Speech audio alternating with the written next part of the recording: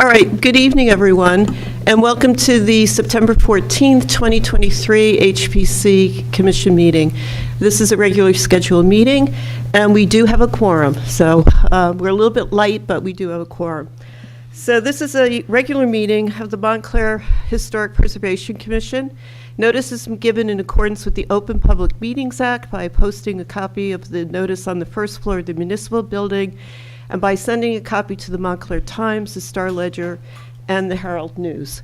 We are also being broadcast live on Channel 34, Montclair TV, and remotely on the YouTube station. Ms. Talley, would you please call the roll? Chair Bennett. Present. Vice Chair Heineman is excused. Mr. Rooney. Here. Mr. Reimnitz is excused. Mr. Graham is excused. Mr. Sweeney. Here. And Mr. Giuliano. Here. Okay. And we also have our counsel, Janine Bauer, here, and our HPC consultant, Tom Conley, is not here tonight. Tom's not here, right? No. Where is he? He's not here. Yeah. Yeah. That's what I said. I didn't hear what you said. Oh, okay. He's not here. So, the first on the agenda is the approval of the minutes from August 10th, 2023. Has everyone had a chance to read the minutes? Are there any corrections or addendum? There's a couple of misspellings in there, but. Okay. Steve, if you can send those to me, Okay. I I'll will. take care of the misspellings. And I have one too, an addition, a strike of a sentence and an addition. So I'll send those to you, also send that to you in the morning? Sure, but shouldn't you tell us which Oh, sentence yes. you're adding? Yes. Okay. Page 3, line 22, the commission discussed the application. I think the second sentence, I would think should be struck from the minutes about the total demolition being subjective. And then to be included, that the commission noted that the house could be used as a single-family home and could be made code compliant based on the New Jersey UCC Rehabilitation Code. Because that wasn't in there. I didn't see anything in there. It's in the resolution, but not in the minutes. Well, it's in the minutes, but you. The other, right. No, So what you want to take out is the sentence that says, "It was pointed out that the building code argument for total demolition is very subjective, especially since the framing and foundation are in reasonably good shape." That's the sentence you want Yes. eliminated. Okay. And the sentence you want to replace that with is, can you repeat that again? the commission noted that the house could be used as a single-family home and can be made code compliant based on the NJ UCC Rehabilitation Code. Okay, so if you can send that to me in the morning, and if Yes. everybody agrees, I'll make that change. Okay, everyone agree? Yeah, I might just put after code compliant to a reasonable extent, Okay, so that it's not misconstrued that it's going to be fully code compliant by Right. resident Rehabilitation IRC standards. standards, okay. Yeah, okay. To a reasonable, to a reasonable extent, under the rehabilitation subcode. Under the rehabilitation subcode, okay. okay, that makes sense. So you put that into, Add that to your sentence. right. Okay, great. So with that, can I have a motion to approve the minutes? Motion to approve. And with- second? All in favor? Aye. Aye. Opposed? Abstentions? Last mention, I wasn't here. Oh, that's right, you weren't here. Okay. Next, we move on to the resolutions. The first one is application 2023-22 for 491 Valley Road for total demolition. The demolition was denied, and we have the resolution stating that. So what we need to do is is there any discussion of the resolution? So may I have a motion to approve? Motion to approve. And second? Second. All in favor? Aye. Aye. Aye. And This, I'm abstaining. Abstaining, yeah. Right. Right. And the second one is application 2023-23 for 415 Bloomfield Avenue for Fume. That was a minor applications, wasn't it, Janice? A minor application? Was it a minor application that was sent to the full board? Because Yeah. normally a minor application is not Yeah, heard. okay. It was sent to the full board, okay. So everyone has had a chance to read that, to Right. review that? Are there any changes? No. Okay, a motion to approve? Second. All in favor? Aye. And you're abstaining? Yes. Okay, I great. don't think this was not a minor application, because Okay. it was to reconstruct the storefront. Right. Okay, So it right. was a full application. Okay, all right. So I missed the vote, I'm sorry. Oh, Who it was approved with Nick and then Steve. Nick, you made the motion, and Steve, No, you... I'll make it. Okay.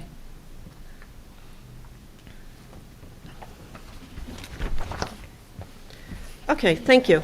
Then we move on to committee reports, and Janice very kindly made a copy of our committee reports. Thank you for doing this, Janice, to make it official.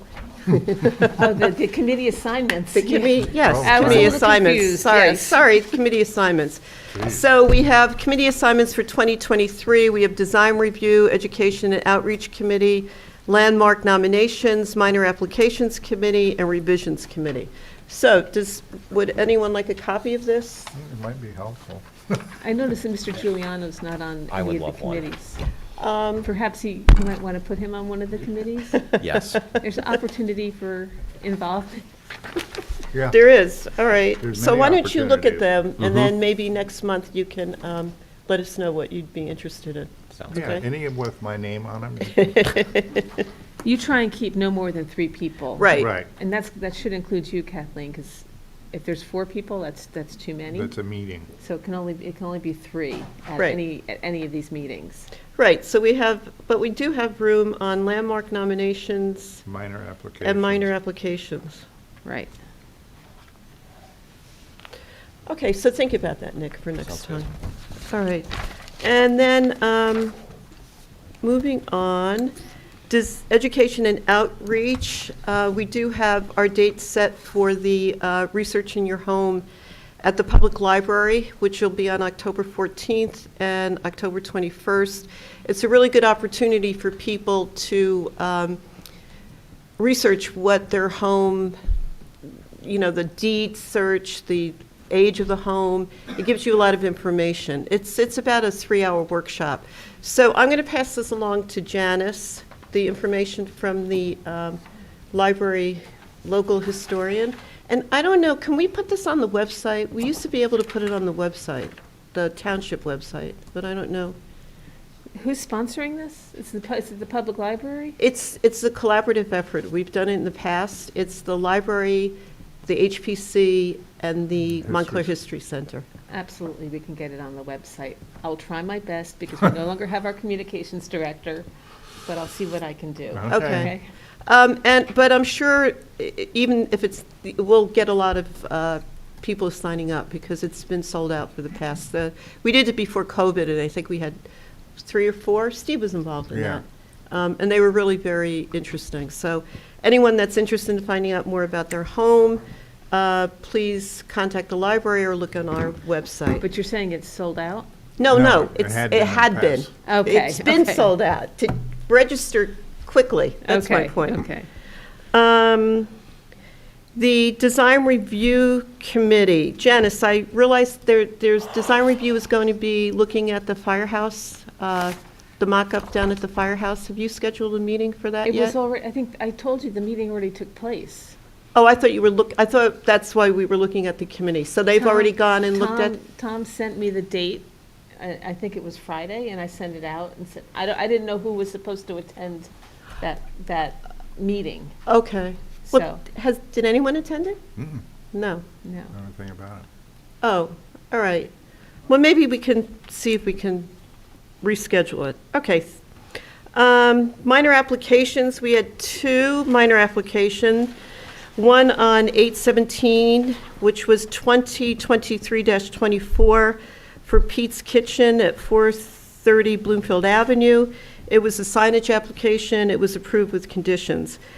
The other one, minor applications, was on 9/7/23. The number is 2023-26. It is for Smoothie King on Bloomfield Avenue, 310 Bloomfield Avenue. It was approved with conditions, and that was also for signage. The revisions committee, we're still in the process of trying to meet with the people at 11 South Fullerton, correct? Well, my understanding is I told the architect that he has to revise his plans before the committee will meet with him. So Right. that was the message that I delivered. Good, okay.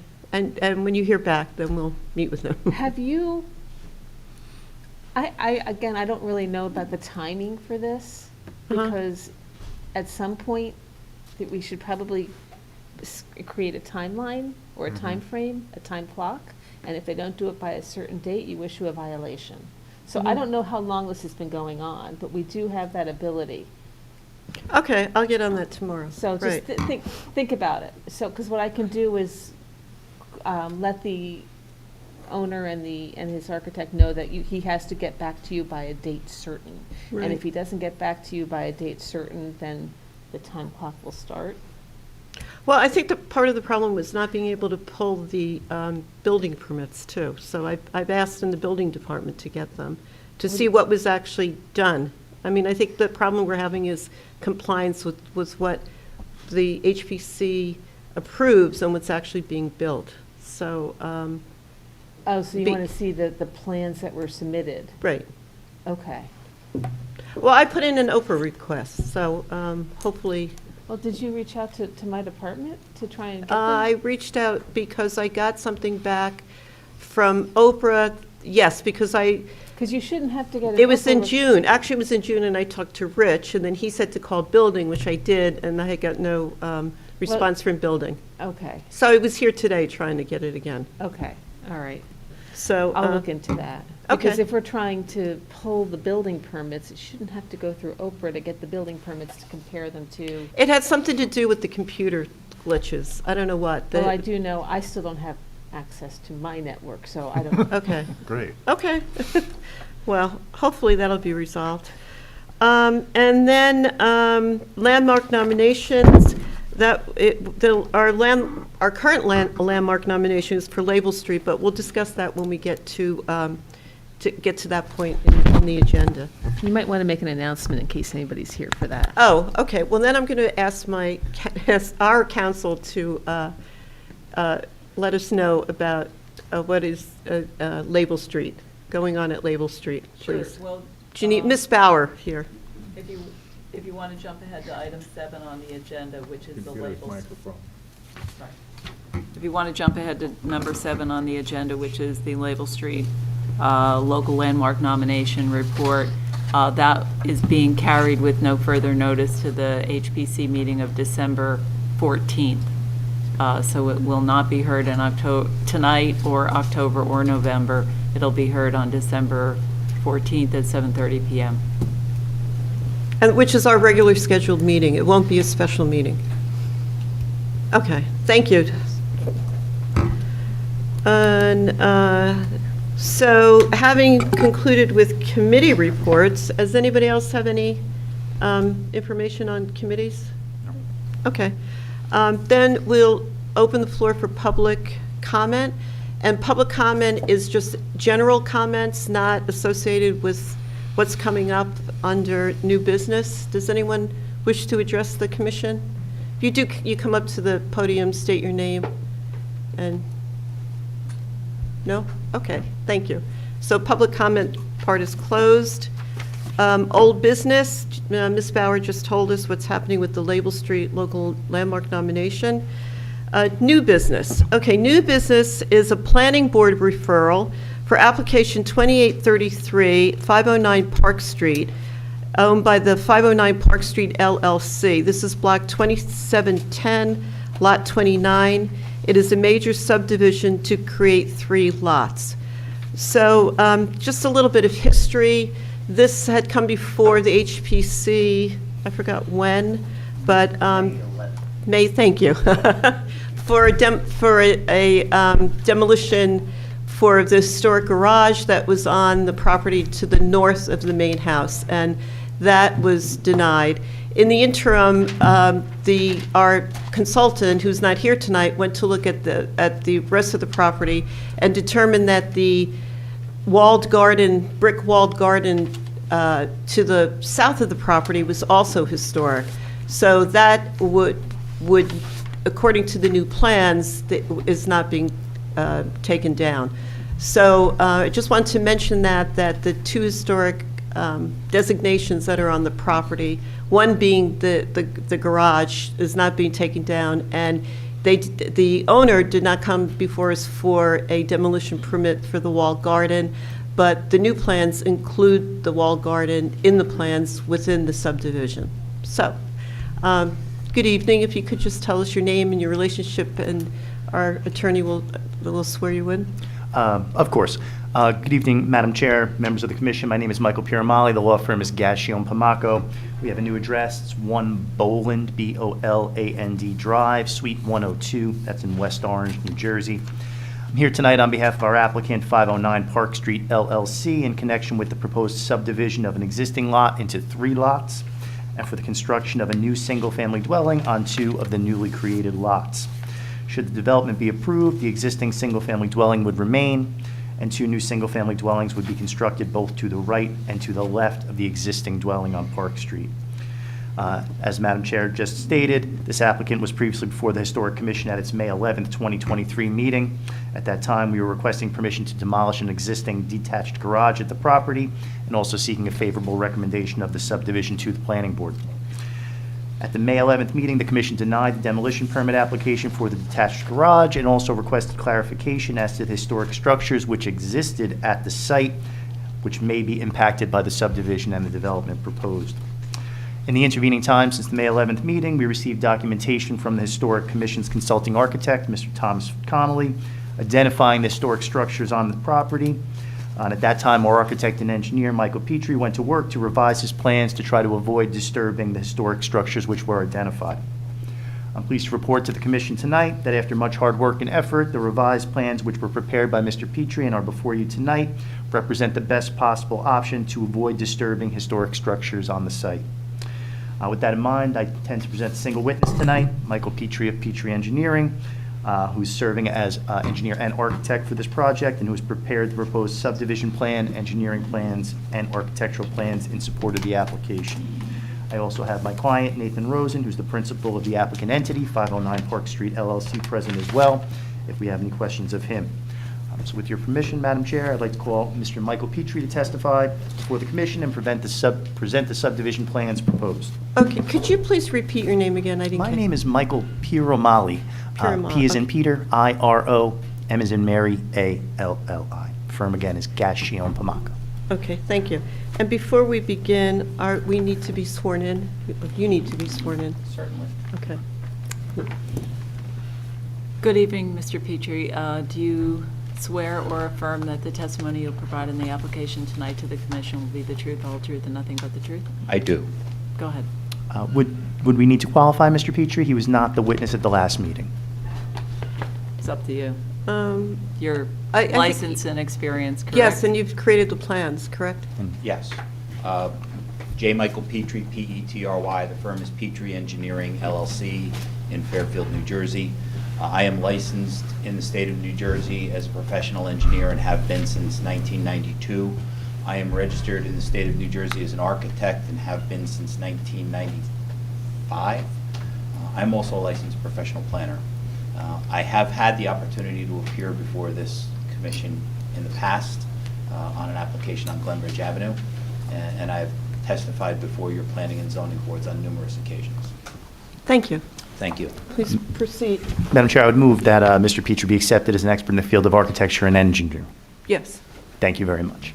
Thank you, Madam Chair. Mr. Pietry, would you go over the changes which were made to the plans? We were obviously here before the board on May 11th, and we don't have to rehash the entire development proposal again, but if you would be so kind as to just explain what changes were made and what the current proposal is. Certainly.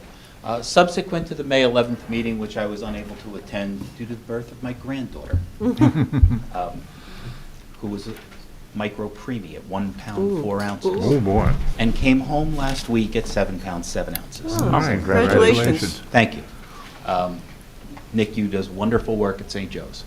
So subsequent to that meeting, we were provided documentation from your historic architectural consultant that indicated that in the southwesterly portion of the site, the front of the site, the former garden was considered a historic structure, as well as the garage that we were previously trying to remove, along with the retaining walls outside of the garage that framed the entrance to the old driveway through the property to the east towards Applegate Farms. Our goal in developing this was to show that we could continue to develop in a conceptual fashion the two properties while maintaining these structures. So our subdivision line hasn't changed at all. The orientation of the conceptual plans for the homes has changed slightly. They've actually become mirror images of one another. And we have worked around the existing structures and maintained those existing structures as was requested by your consultant. So what we're here to do this evening is to seek this board's recommendation to subdivide the lot while maintaining the existing historic structures and the existing house on the property. While we haven't asked for it in our subdivision, there is a possibility that maintaining these historic structures may cause our impervious to increase. Obviously, these are impervious surfaces, and they're likely not tied directly to our development. While they're going to be maintained and incorporated, they may push us over. So if the board would find it in their hearts to consider in their recommendation to the planning board a consideration of allowing, or a recommendation to the board that if these historic structures posed a variance for coverage on either of these lots, that the HPC would support that as well. Now, Mr. Pietry, just with regard to the wall in the front of the property, there was a historic wall in the front of the property. We're maintaining that to the best we can, but there will be two driveways that were going to be installed. Yes, there'll be two driveways, likely one driveway on the southerly side of the southerly lot in order to maintain the garden in the front, and the other will be on the northerly side of the northerly lot. So what our intention is to open the wall at only those two locations, and that was recognized in the report that was prepared by your consultant. And Mr. Pietry, to the best of your knowledge, will that be the only disruption of the historic structures which were identified by the consulting architect? That is it, and they asked us to minimize them, and we did. Madam Chair, I have no further questions affirmatively of Mr. Pietry, but we can answer any questions that the commissioners or the public may have. Before we go any further, I just wanted to mention that we are here tonight to address the historic structures and the impact it will have on the historic structures and the streetscape of that area of Upper Montclair. However, noting that, I also would like to say tell everyone that that you are also requesting 3 variances for the variances for proposed lots for depth, which is less than, so you're requesting a variance for a depth of the lot, Which is a pre-existing condition. Okay, and then a variance for the front setback of 47 feet, which is less than the required front setback of 52. So that's a pre-existing condition. Again, the existing condition. Okay, and then the second one is third one is required, the existing house on proposed exceeds the maximum permitted width of a principal structure to the lot width. Maximum percentage is 65 and 67.9 is proposed. So I just wanted to mention that before we proceed, and so Those that are the all public. correct, and those are the variances that we are seeking. before the planning board. Right. Yes, right, but, okay. So you're finished with your testimony then? Yes, I am. Do any of the commissioners, do we have any questions of the witness? I have some questions. The plan, as you described, it seems to preserve what we had identified or believed were the historic structures, the garden, the walls, the house, and I'm sure I may have missed one there. Garage. And the garage, oh, yes, the garage. I'm sorry, how did I miss that one? That was the major subject. All of those are now being preserved. That is correct. What structures potentially historic are being modified or removed? To my knowledge, there are none. I mean, I can tell you what structures are being removed, but they weren't identified as historic by your consultant. There are retaining walls that come across the proposed property line here towards the, into the northerly lot from the central lot. And similarly, there's a set of stairs and a wall that cuts into the southerly lot. None of that was identified by your consultant as historic, and those are the only items that we would need to remove to develop the properties in accordance with the ordinance requirements. Okay, so your testimony is that all of the historic designated structures have been preserved? Yes, they have been. Okay. Thank you. You're quite welcome. Do you have another one? Excuse me? Do you have another question? Not that I can think of right Okay. this moment here, so. I have a question. Have you considered what the impact of adding 2 additional houses would be to the historic streetscape? Well, when we look at the streetscape of this particular street, and if I can go back, this is a pole set, I think. I'm going to go back and look at the tax map that's on the cover sheet of our subdivision set. You can see that the majority of the lots through this section of Park Street are about 80 feet wide, and that's what we're proposing, 2 80-foot wide lots.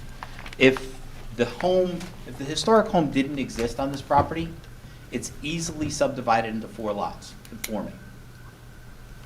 The only possible variance would be lot depth, because Montclair's ordinance says that we calculate lot depth based upon the average of the homes, the couple homes to either side. And as you can see from that tax map, the lots to the south of this are considerably deeper. There's a convergence of the streets as it goes northerly, so as it goes southerly, those lots become much deeper. And averaging those in is what creates the variance. But from a practical perspective, the rear lot of Park Street, of the houses at the front on the easterly side of Park Street, is constant. So our lots would not be out of character with the other lots. Your proposed lots. Our proposed lots would not be out of character. And what is the frontage currently of the total lot? Is it 320? A little over 320 feet, and the requirement's for 80. So 320 goes 4 times, 80 goes 4 times to 320. And the .27 feet would be, or 37 feet, would be the extra. Okay, thank you. You're quite welcome. And so having said that, you don't think that there will be an impact on the streetscape or the character of the, you're going to be removing trees? There's certainly tree removal involved in any development. In terms of this particular development, you have to understand that Montclair's ordinance for subdivisions requires that we provide conceptual plans of how a house may lay out, what the scale of the house might be. It's not necessarily what we're building, but your ordinance requires us to show that so that we can prove that we can meet the requirements of the ordinance for height, for driveway grades, things such as that. So we provide conceptual plans with the subdivision for that purpose, but it's not necessarily representative of what will be built. It's just a requirement of the ordinance. I think in the plans you have that the driveway, the garages are facing towards the street. Is that? In both instances, that's not the case. Okay. The They're on the side? Yeah, you come into the garage, it is a side entry garage Okay. in both homes, as they're shown on these plans. But as I said, these are conceptual in nature. But my intention would be to discourage front entry garages at this location. As we do too. Thank you. You're welcome. Any questions before we open up to the public for? I had one question about the proposed, where is it in the plane with the existing house? In the plane? You know, Okay, from so- the street, So the existing house is here, right there. right? Uh-huh. And this house would be relatively close in terms of the frontage, in my opinion. We'd want to push this one up towards the front in order to maintain the existing garage in the Right. rear. This home would step back because we want to maintain the garden in front. So this house would be set back slightly from the other homes that are on either side of it. Right. But you didn't attempt to line it up with the existing house or actually pull them back from the existing house to make them subordinate to the main house? Well, this is pulled back slightly, and this is pulled back considerably from the main house. Okay. Um, I can't see that from Yeah, here. so while it's difficult to see here, the main house is, no, you can't do that. Okay. The main house does not meet the front yard setback requirement. Right. That was one of the things the chair pointed out. It is about 3 feet closer to the street than the setback allows. The proposed homes would be behind the front setback line. The house on the southerly lot would need to be significantly behind the front setback line in order to maintain the garden in front and give it the presence that it deserves. Right. So in my opinion, what we've done here is we've kept the front of the house about 20 or 25 feet behind the garden so that the garden maintains its prominence and there's ability to get walkways into the front of the house that don't interrupt that garden. Any other questions? If you approve the garden and someone comes in and builds a house, will Steve, they? I just can you wanna- turn on your microphone so we Yeah, can hear you? if this is approved and the garden is still there, what's going to prevent the new homeowner from ripping out the garden? It's not designated. Oh, I see what you're saying. Right. What you could do is you could make a recommendation to the planning board that they, if they That's approve right. it, that they put that as a condition of approval. Right, okay. Good idea. Good point, yeah. Okay. And the same would be with the, The garage and stuff. well, the garage and the fence, Right. the brownstone fence. All right, another question? Yes, what's the current architectural style of the existing building that would be preserved? I know it's been modified. It's seen significant modification over the years. It really doesn't look a lot like it did 50 or 60 years ago. I would say it's eclectic more than anything else. Okay, yeah, I was thinking of eclectic, which is not, okay. And are there plans to restrict the architectural style or the plans of the new structures built on the new lots? We haven't gotten that far yet. I mean, we did prepare conceptual plans because we have to show the board that the lots are developable within their ordinance, and we've done that in the plans that have been submitted. But a style for the house has not been established yet, and plans for the houses have not been established yet. Can we Okay, review that? more concerned the That was overall. going to be my question. I'm sorry. No, my question, go ahead, finish, please. Finish. Oh, it was just my question is focused on what the ultimate area is going to look like. Is it going to look like relatively historic but eclectic house with historic structures and all, but with houses next to it that could appear modern or way out of style. So that's really all I'm asking. At this point, you have no restrictions, but are you prepared to set restrictions on those other lots? That would be a question for the applicant, not me. Okay. Okay, thank you. You're welcome. And you're talking about the style of the house? Well, correct? I'm talking about architectural style. Right, I mean, architectural style. I'm thinking old eclectic type house with two modern houses on either side of it, you know, is that gonna be consistent with the historic character of the area? That's all I'm asking. I haven't decided that's determinative, but it's helpful for us to know what you're thinking I understand. and what I'm thinking. Janice, can we set a condition that that the new structures, if this is approved, the new houses, come back to the HPC for approval in terms of style? I mean, it's not been No, done. you can make a recommendation that the planning board include Right. that as a condition of approval if approved. Right, that's what I meant. Yes, you can do that. Okay.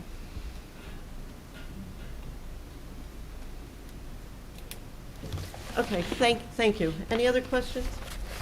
I have a question with regard to the steep slope of the properties towards the back. I know the house plans are conceptual at this level, but have you guys given any thought to, and I don't know how this affects the impervious coverage, a rear entry garage that's at the basement level so that there's not a protruding garage, you know, so far in front of the main massing of the house? I believe that the applicant is open to ideas other than what we've shown. I would recommend against the front entry in any instance, but I believe that clearly that's going to create additional impervious surface. But it's not something that I think is out of the question for when he develops the lots. Okay. Yeah, it's an interesting route to go down. In one of the towns I practice in, not only are you not allowed to have the doors facing the street, but even if it is a side-facing garage, you can't have what they deem as a kind of snout design. The front of the garage can only come 10 feet further than the front massing of the house, you know, and they encourage that to be able to get We side have that in our entries ordinance or already. rear. And I ask because I see that the differential between the floor level and the topography at the rear of the houses is around 10 feet in both instances. Yes. Okay. That's my only question. The only other one I had was similar to what Mr. Sweeney already said about kind of the architectural style of the houses and, you know, how we could get them to fit the streetscape more if the subdivisions are approved. Okay, then. So at this point, we'll open up the floor to the public.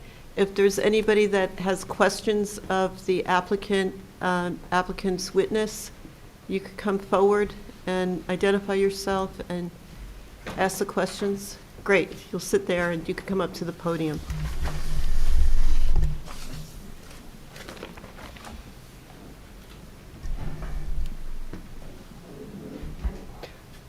Okay, just come up and identify yourself. Hi, my name is Brett Stratton. Do we ask for addresses anymore? Or? So, Okay. yes, You're a resident of Montclair. I'm a resident of Montclair. Thank you. All right. So- What's your address? Yeah, you can ask for addresses, Sometimes they don't do that at the planning, Well, but, the reason I would ask is, Yeah. if you're a neighbor, I am a neighbor, how about that? oh, you can Thank you. identify yourself as a neighbor, I'm a yeah. neighbor. I didn't finish Yeah. my sentence, but you answered my question. I'm a neighbor.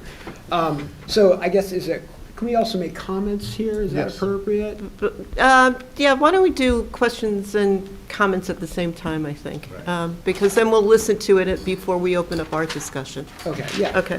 So I think, I guess one of our concerns, so I represent some people in the back of the room, the neighbors, the people that are actually live in the area and surround the property. and we live in the neighborhood. And I think that's important, and I think a couple of us have questions. There's about 50 of us that kind of are in the area, surrounding the homes. There's a couple here tonight. So just start with that. I grew up in Montclair. I was born here in 1973. So I have seen the town change over time, and a lot of it stayed the same. So I kind of speak with a little bit of perspective here. I guess the first question comment would be the report that was generated by Conley Hickey. I think there's an important thing that wasn't mentioned tonight, and I'm sure you guys are considering it, was based on the review and the history and the development of 509 Park Street, subdivision of the property is not recommended.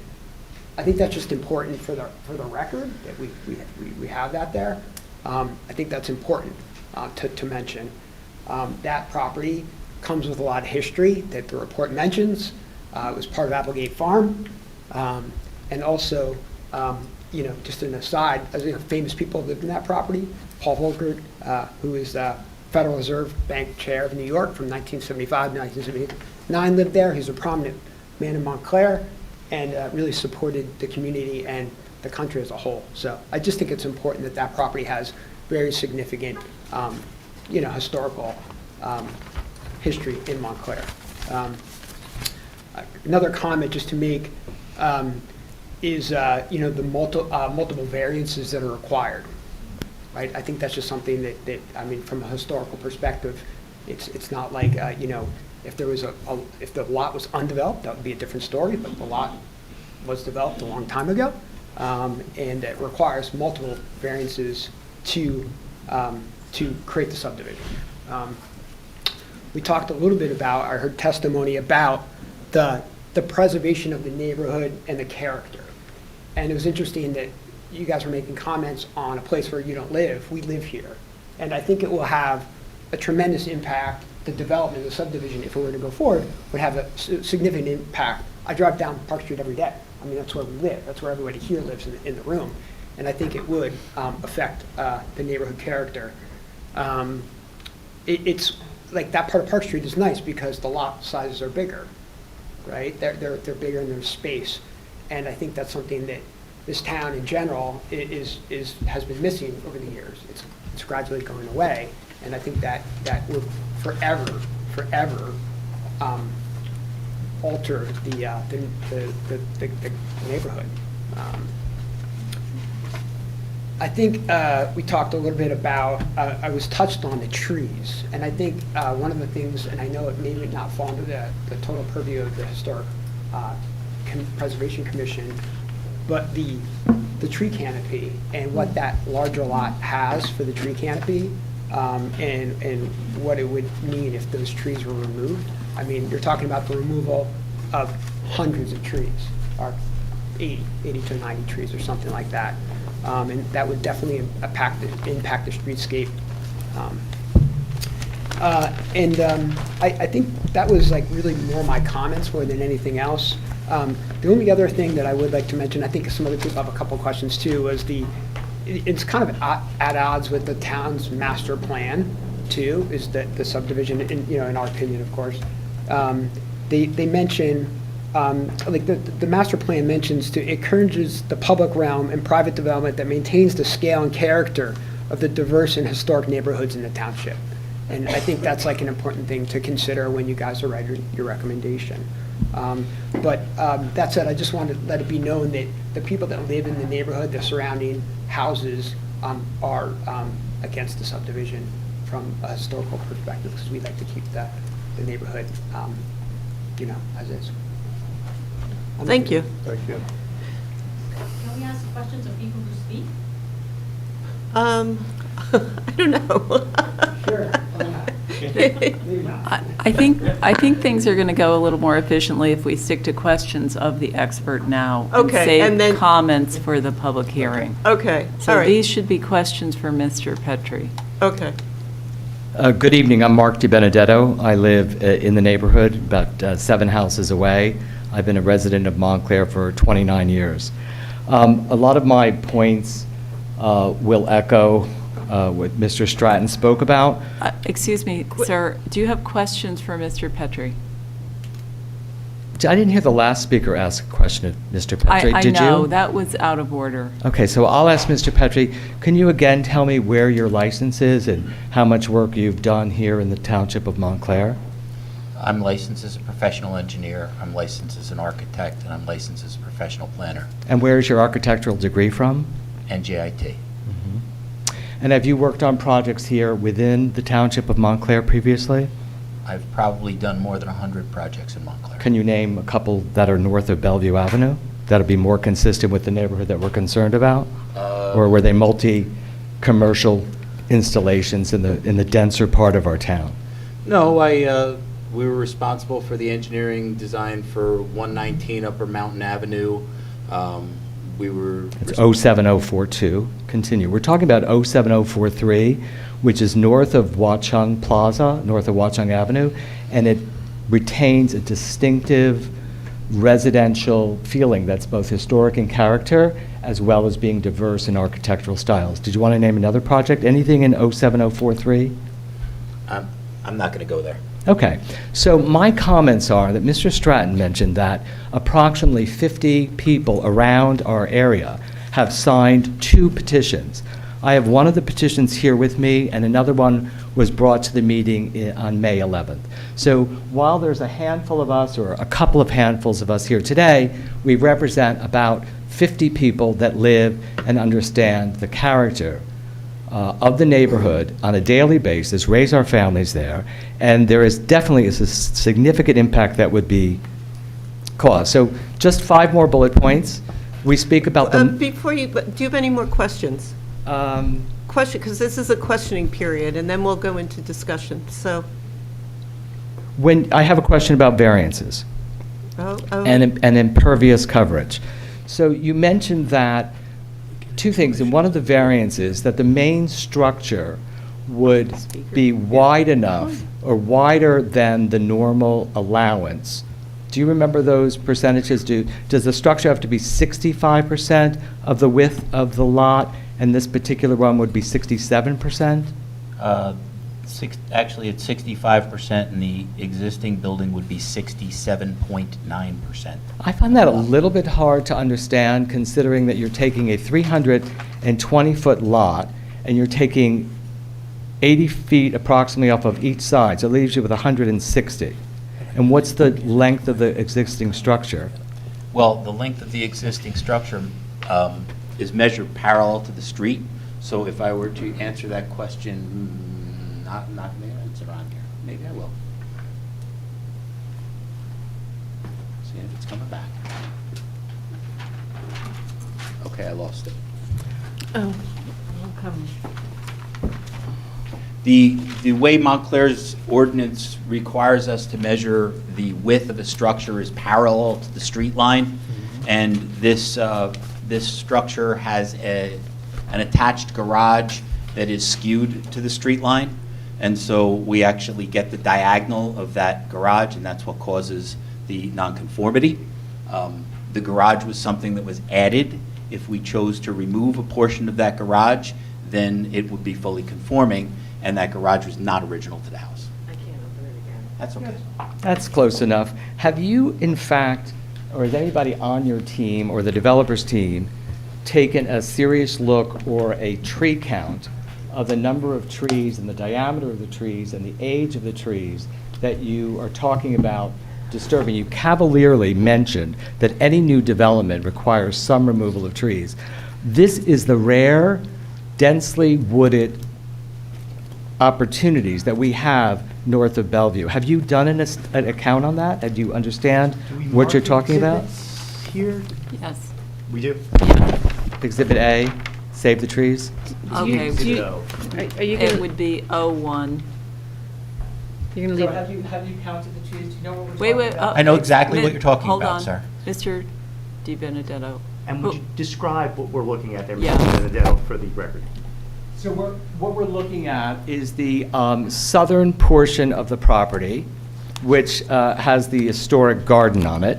It's so densely covered with foliage which is rare anywhere in town, and the same thing applies to the northern 80 feet. So these two homes that are being proposed that would be built on a subdivision are, number one, out of character with the neighborhood, changing the density of the neighborhood, and disturbing one of the last mature growth areas in our neighborhood.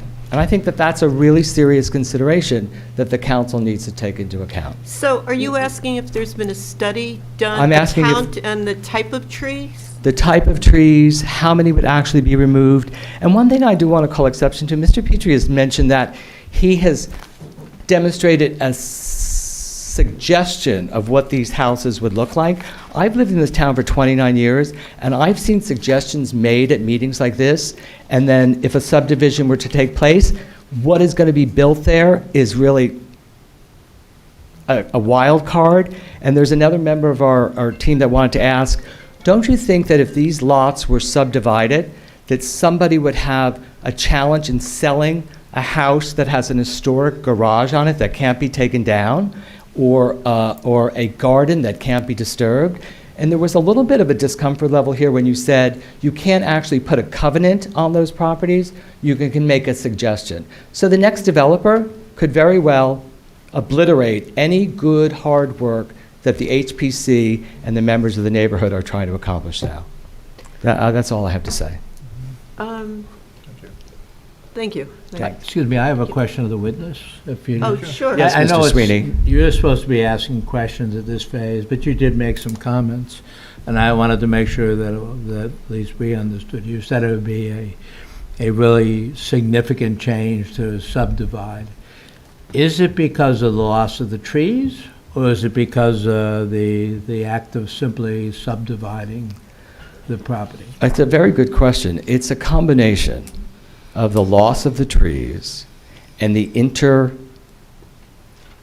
inserting of two modern or two newly built homes and increasing the density. You know, and there was a comment about the average width of the lots in that area. The lots are, I think statistically, it would be adding to the density, changing the character, and the loss of the trees. Okay, thank you. Thank you, sir. Are there any other questions of the public? Of the witness. Hi. From the public, excuse me. Carmel Of the Lockman. witness. Of the witness. One question for the witness. Maybe I missed this. What is your name? Carmel Lockman. Is there any intention to do any alterations to the existing home The existing home would be renovated by the applicant. on the outside? I can't tell you that for sure. So it could be, we don't know what the existing home changes will be? The intention is to renovate it. The home is fallen into some disrepair. Yeah, okay, thank you. You're welcome.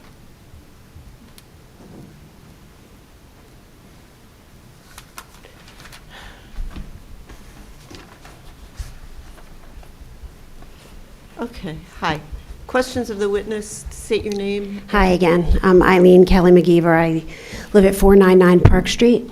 And my question is, if you're going to be taking down a tremendous amount of trees, paving over a tremendous amount of foliage and soil that absorbs a lot of rain, and we live on a mountain, what is going to happen to the houses behind this property? What's going to happen to their basements? What's going to happen to their swimming pools when now the rain is running down the driveway instead of being absorbed into the soil? The requirements of Montclair's ordinance state that for every square foot of impervious increase, we have to provide stormwater management. So what will happen is there will be stormwater management implemented for this project. It's a requirement of the ordinance in general, and it is more specific in the steep slope sections. So all of that has to be addressed and to the satisfaction of your engineers before anything can be built. Is that indicated on the plan Our conceptual plans actually show subsurface detention systems, yes. at the rear of the property? Correct. Okay. Okay, so they, I mean, we don't have to state what the management system will be, just that there will be one? The stormwater management system is a requirement of your ordinance, and it's part of the building permit process. So when we submit for building permits for the lots, if the subdivision is granted, we have to prepare what are called grading plot plans and a stormwater management plan to accompany the building plans. That gets reviewed by the engineer, while the building plans are reviewed by your building department before permits are issued. Thank you. You're welcome.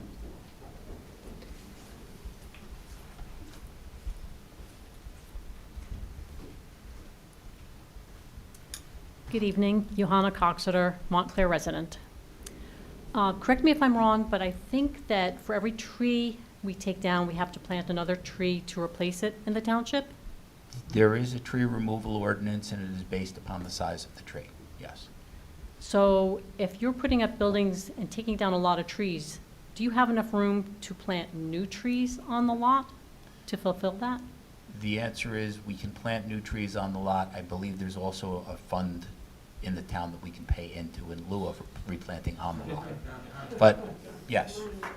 Thank you. You're welcome. But I just have a question. I asked it before about, you haven't done a tree study then?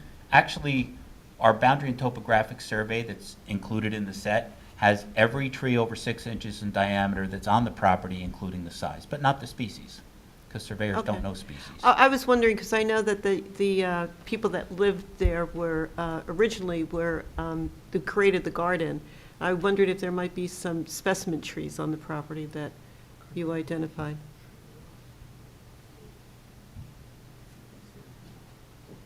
No. There are trees ranging up to 52 inches in diameter. Okay. And many of those trees are maintained as part of the plan. Okay. Thank you. You're welcome. Any other questions of the witness from the public? No. Okay. So no more questions. We'll open it up then for comments. Perhaps would it be more beneficial to listen to comments from the public before we start our discussion? Well, is Mr. Rosen going to testify or no? No, there's no intention okay, to have fine. Mr. Rosen testify. Okay.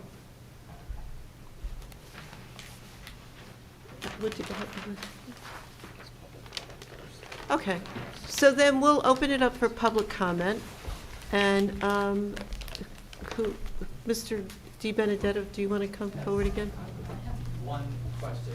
You have a question? All right. Sorry, yes. I have a question. Sorry, Ms. Chan. I failed to recognize that the gentleman who bought the property is in the room with us.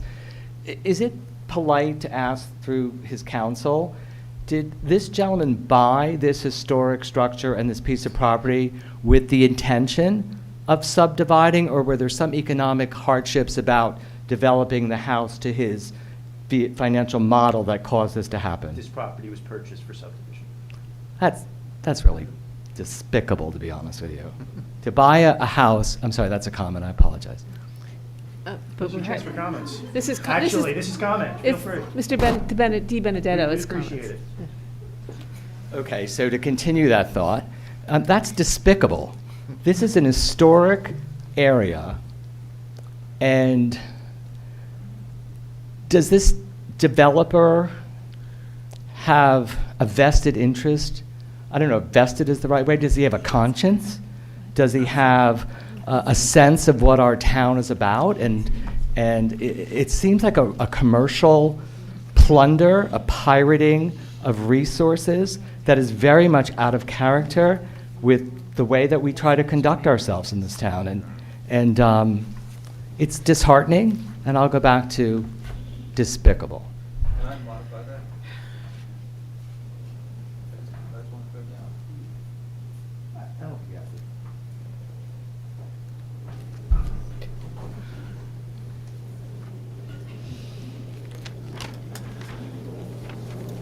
Good evening. My name is John Barrett, and in my younger days, I could have thrown a baseball from my house to this house.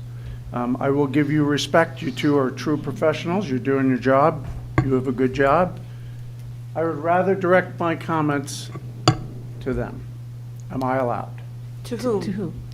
To the owners. It's public Which owners are you comment. talking about? It's The public people who comment. purchased Owners of it. this property? Yes, and Mr. Di Benedetto just touched on it a moment ago. And when you look at a LinkedIn reference that says, you sell, we buy, that's not our town. That's not what we're about. I grew up in a little town called Bayside, Queens. If anybody had ever been there, the whole town changed dramatically.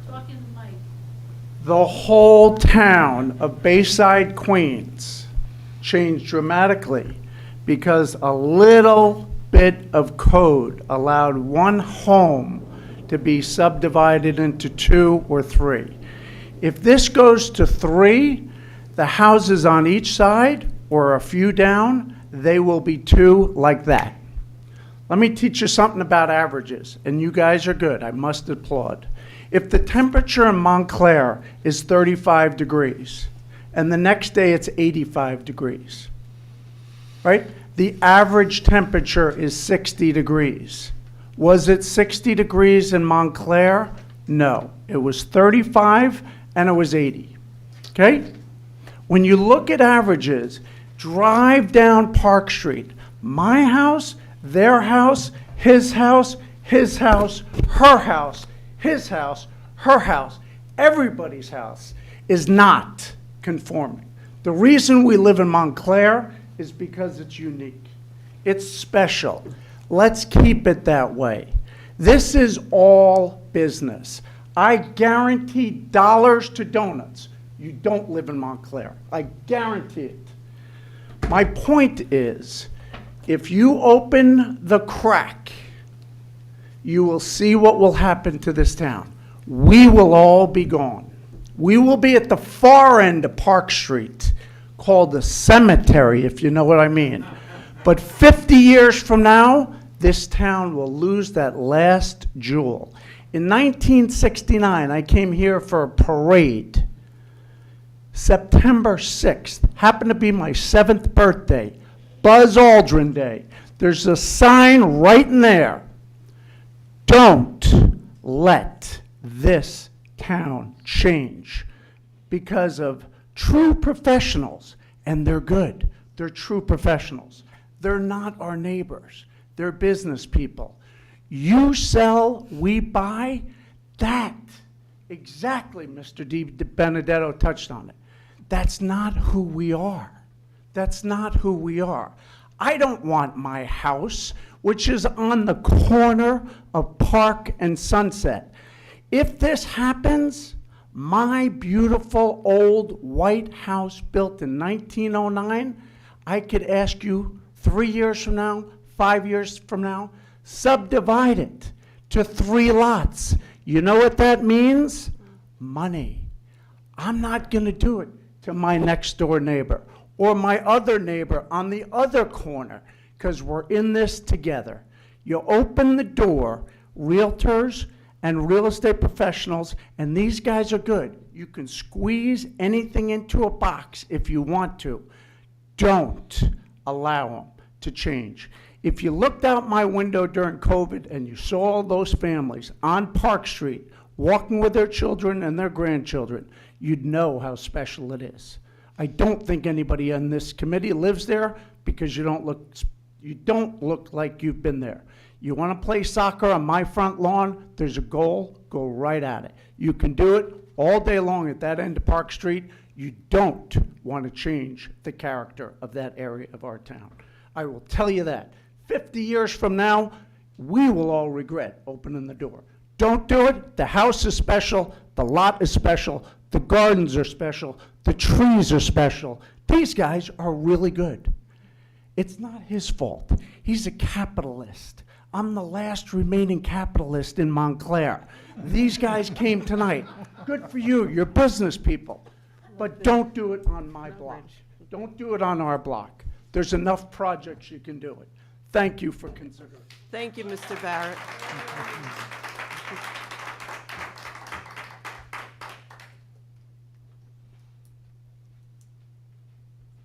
Good evening. My name is April Stratton, and I live across the street from 509 Park Street. I have a question, comment, sorry? It's a, yeah. See it? Yeah. Yeah, It's on, It's on. it's on, sorry. I'm nervous. I have a question, comment, and concern. So being across the street, I noticed, obviously the house was bought well over a year ago, and with the intention of renovating it. I noticed in the past several months that there has not been anybody really working in the house. I mean, we had a renovation and people were there all the time to get it done. The windows are open all the time. Occasionally there's a car in the parking lot, so I'm assuming something is happening. But if the windows are open all the time and the gutters are falling down, it was not in disrepair when it was sold. I toured the house, I saw it. It wasn't a place where maybe I'd want to live without renovating it, but it was not in disrepair. And I'm concerned that with all the time that's going on, with the windows open, with the weather, that it is going into such a state of disrepair that what's going to happen? Are they going to ask to tear it down? I'm sort of piggybacking on your question from before. So that is my question. Let me try to answer it. Great. The intention is to renovate the house. In what time frame? I can't give you a time frame because we have been submitted and before this board for the past 4 months. So we're trying to get there too. We had to get to this board so that we could get to the planning board and determine if our subdivision gets approved by the planning board. And that will tell us what's happening with the property. So if it's approved, the intention is to build 2 houses right away or to try to sell the house and the lot with plans for whoever to potentially do it? What is the intention? I can't answer that question. You need to. If you're going to speak, we're going to have to swear you in, you're going to have to be a witness. I think it's best that you don't answer the question. We don't have an idea as to what's going to happen with this property. To make any statements at this point in time would be premature. He's told me that in the past, but again, with all of this pushing for a subdivision, I don't know what the intention is, and obviously nobody does, and it's nerve-wracking for us. Well, I think you know what the intention is. The intention of the applicant is to subdivide this into 3 properties, maintaining the existing house. That's what our plans show. And then there would be 2 new houses built on the northerly lot and the southerly lot. So that's the intention, but we need approvals in order to do that. Okay, that's completely not what he just said, which I know he wasn't sworn in, but he said that the intention is to sell it as is, not with 2 new houses on it. Or not to build 2 new houses, to sell it as it is now. You're saying the intention is to sell it, is to build 2 new houses and sell 3 houses. Put the plans on. And that is the intention, whether the applicant does it or whether he gets the subdivision and flips it to somebody who builds it. I think that's all. Thank you. Do you have any other comments? No, just my concern about the condition of the house now and what happens if it continues to go into disrepair. Okay, the condition and the intention of what's going to Well, happen. it just looks like it's being left to the elements. They're not trying to close windows. Right, like they're not trying to preserve what's in there to at least keep it, Well, I think the testimony is that there's interior renovation going on. So, but that doesn't. I don't know. What's happening with the exterior when there's gutters falling off and windows open and. And also, Madam Chairwoman, a significant chimney, a significant element of the historic character of the house was unceremoniously removed about 2 months ago. Well, let's wait on that a minute. Let's just talk about the current condition of the house. So you're concerned about the condition of the house and the intention of what will happen with the subdivision in hand. well, and if they do not continue to renovate the house. Or maintain the exterior. Any of it, will they be allowed to knock it down? I mean, is this like to what someone said before? The house, no matter what degree of disrepair, it's still going to have to remain a structure. If they wanted to knock it down, they'd have to come back here and get They'd approval have from this to board. request a demolition permit. Okay. But Which they came for the garage, and we Right. denied. And then and then the garden was identified as historic, so they've kept that in their new plan. This is a second submission of a different plan. Okay. Again, I'm not articulating myself as well as Mr. Barrett does, but I'm just worried that if it continues to go into this, that will be the next Well, there is question. a problem, and it's all over Montclair, quite frankly. It's called demolition by neglect. And you see. Well, is that, that's what looks like is happening, so that's just a comment, So your concern is, concern. okay. Thank you. Thank you. Thank you.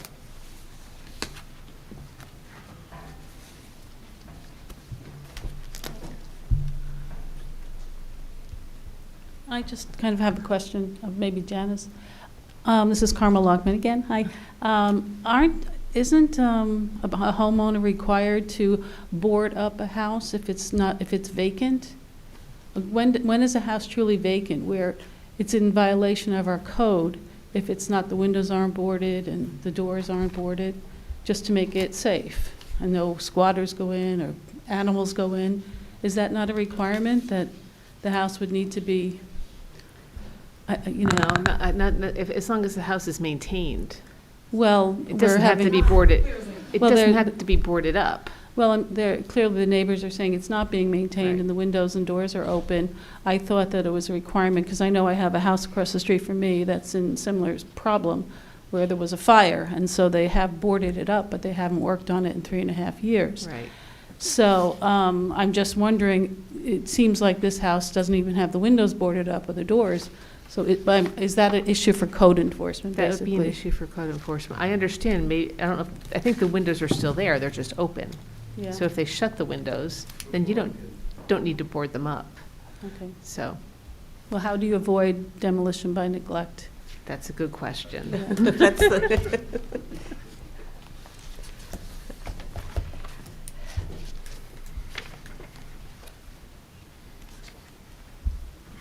Johanna Coxeter. One of the neighbors said that this was at odds with the master plan. Can anyone clarify in what ways? Well, if you look at the HPC element of the master plan, the Upper Montclair Commuter District, now I have to clarify this because the Upper Montclair Commuter District is actually the west side of Park Street. The east side of Park Street is being studied for our next phase of grants. But that will be included, but at this point, it's not actually technically in. No, it is. It's identified as a potential historic A site. potential, yeah. Because it was surveyed, this was surveyed as part of the Junior League Oh, survey. the Junior League in survey. In the All right. 1983. But I was wanted to address the district itself. Okay. And the district is certainly historic in terms of its buildings and its streetscapes. And that's why I was asking about the trees, the open, land, the park-like. It's really park-like. And I think that's one of the characteristics of the Upper Montclair commuter district. So your question is, how does this fit into the master plan? And it would be the HP element of the master plan that you could refer to. And they describe here an overview of Upper Montclair survey area retains a high degree of architectural integrity in both the individual houses along the streetscape. So we're looking here at the house, which they say they're going to maintain, and the streetscape, which will definitely be destroyed. So that is really what's in the master plan. But is it this streetscape, is that identified, this part of Park Street? Well, this is. Not yet. Not yet, because but it is identified in the Junior League survey, Right. the house. Yes. With the park-like setting around the house. So there is significance to the total piece of property. And especially because it's defined by that, the brownstone wall that's across the front. And we all know the significance of it is the Tinkham family that were really instrumental in Applegate Farm and the whole contiguous land that went down to Applegate Farm. So it truly is a very historic house and in an historic neighborhood. So your question is well-founded, how it impacts, how the master plan would impact upon the historic integrity, characteristics of the house. So just to clarify, the streetscape, including the park-like atmosphere, is a part of the master plan. It's Well, not just in the- structures. Not this streetscape. No. It's not. Because it is what was being studied now. Right. For the next round of grants, which we didn't get this year. It was due to be studied this year, but we were not accepted by the state to study it. What happened with the commuter district, there were over 600 properties. And so what we had to do was, divide it so that it was manageable. So there were, I believe, 330 properties surveyed in the first Upper Montclair survey, and 350 properties will be surveyed at the next go-around, which we will apply for in January. So, yes, Janice, you're right. You're correct that it is not, but it's being, the intent is to serve. We all recognize it. We just don't have the piece of paper that's actually says it yet. Okay, I think I understand. If it was already a proposed district, it would, but because it's not actually been proposed yet, that's the catch.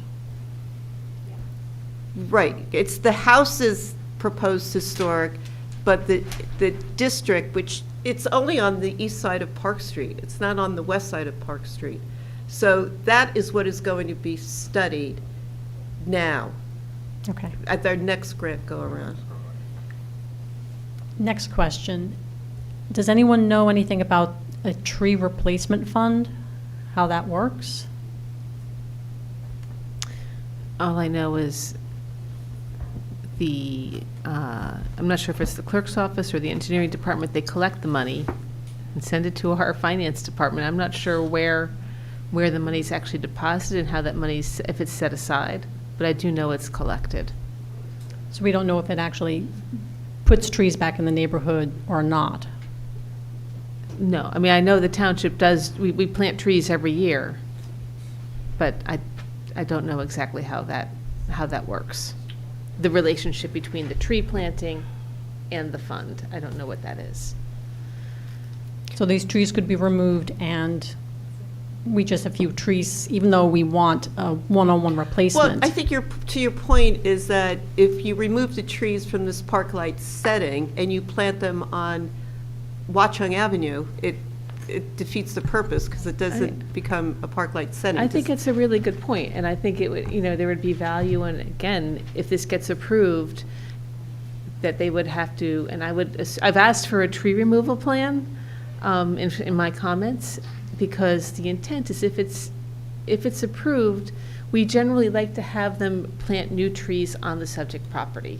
And that any tree removal permit, this would be a potential condition if it's approved by the planning board, that they plant their replacement trees on site. So I think I hear your concerns and I understand it, and I think that there's a way that we can address that through the approval process. And Well, I'd just like to make a comment because there's people in the audience that might not know. Janice Talley is the planner of Montclair, and she's now our Temporary. Temporary. I think she's hoping. Temporary secretary. Secretary for the HPC. Oh, thank you. So Sorry. we are here. We are Don't be benefiting sorry. from her intimate knowledge of what goes on in To our the planning benefit. department. Yeah. So I think I just wanted to identify Ms. Talley's role in the overall scheme of things. Well, that's helpful to get the information faster. Montclair does have a tree ordinance restricting the removal of trees, so. Right. So, and that, at least in my interpretation, preservation of trees themselves are probably not within the authority or character of the HPC. So, you know, I understand that. We all value trees, it makes a difference, but I don't think that's something that we can really Is there a department that take is in action charge on. of that? So we can deal with the historic structures, buildings, and sites. That's within our domain. But also, the not trees. removal of the trees to destroy the setting, the streetscape, is something within our purview. Do you have any other comments? No, the only other one was if there were consequences for letting a house fall to pieces, but apparently there aren't, so. I believe there is a house, a list of, not vacant houses, but isn't there a list of abandoned houses? I know that the fire department checks on them and people get violation, they get fined. They have to get, there's basically, they have to pay to get onto the list, so there's a fee if your house is vacant or abandoned. I don't know if this house is, because if the houses are maintained, then generally they don't get put on the list. It's the vacant and abandoned houses where there's a problem. Well, those are the ones that are usually put on the list. How long has this house been empty? I would agree, over about a year, yes. So if you have concerns about the condition of the house, call code enforcement. You know, usually code enforcement they don't address things like gutters hanging off the house. But if the grass isn't being, cut, you don't have a sidewalk issue here. So if your sidewalks aren't cleared from snow, but that's not an issue here. But they will go after that. Thank you. And it was good to be reminded of the Hickey report recommending to not subdivide. And I also want to thank you for preserving the walled gardens and the wall out front. Thank you.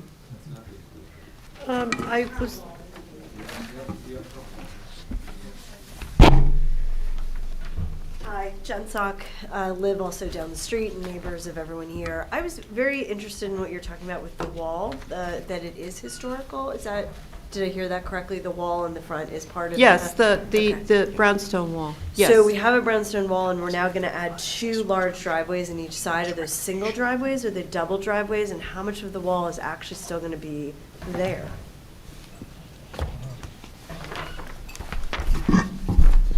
Our plans show single driveways going out, so the opening in the wall would be less than 15 feet.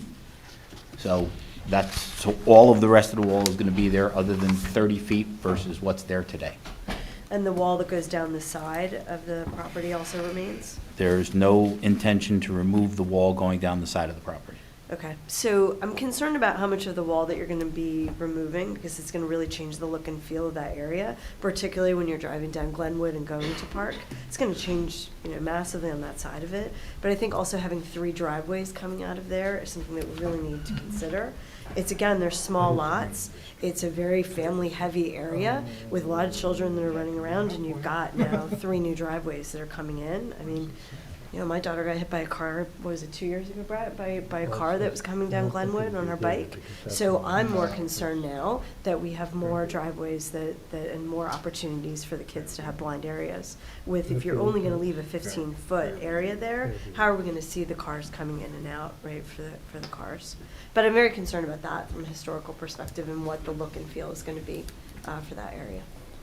Understanding that the lot width requirement in this zone is 80 feet. So. No, I get it, but I'm not sure I agree with that and the averages. But I know no, we talked about averages it's not an before. average. Okay. Lot width is not an average in Montclair. Lot width is dictated by the code, and the code says 80 feet. So technically, this has 320.37 feet of frontage, and that would subdividing into 4 lots that are conforming in terms of frontage. Mr. Pietry, do you have 80 feet on the south? You can't, you have to come up, we can't get you on the recording if you're in the audience. I think there's concern about the 80 feet and exactly what it is you're saying. It looks like from the drawings, the houses are really like almost touching and right on top of each other. So I'm concerned as well that the garages are in the front of the house and not in the back of the house. It doesn't seem to be a well thought out plan to go with the other areas of what we have on the streets. I mean, we've talked about Glenwood before, right? We've been across the street from each other. So I don't understand how we can allow garages to be in the front, and then if the garages are to go in the back, how you're gonna possibly make that happen in the 80 feet that you're allowing. The 80 feet is the ordinance requirement. The setbacks are 6 feet on one side, 10 feet on the other.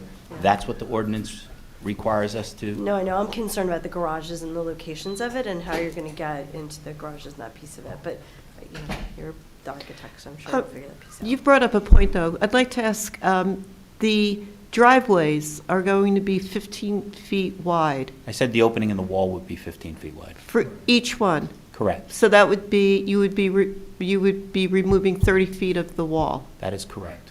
And that's Okay. what's shown on our plans. Okay. Thank you.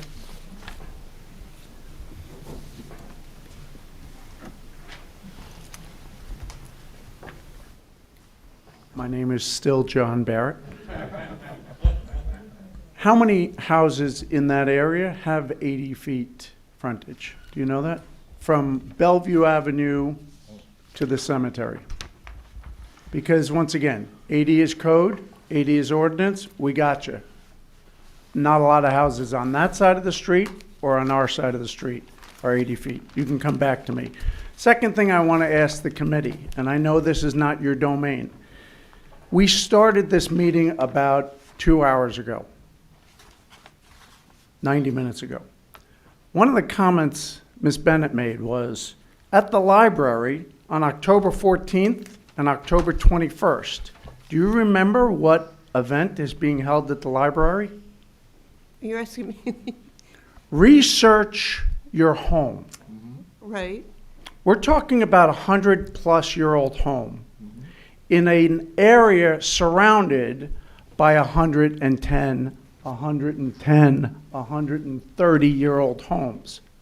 You take 110-year-old homes, you want the people to go to the library, to research their home and feel the culture. You take two concept houses that won't be built like they were 100 years ago in that style. They will be as inexpensive as possible. They'll be stuck in there, and they will be built to code, because they won't be built unless they're built to code. That changes all of the surrounding homes like that. We know it. We're trying to celebrate our heritage. Don't screw up the heritage of that part of our town.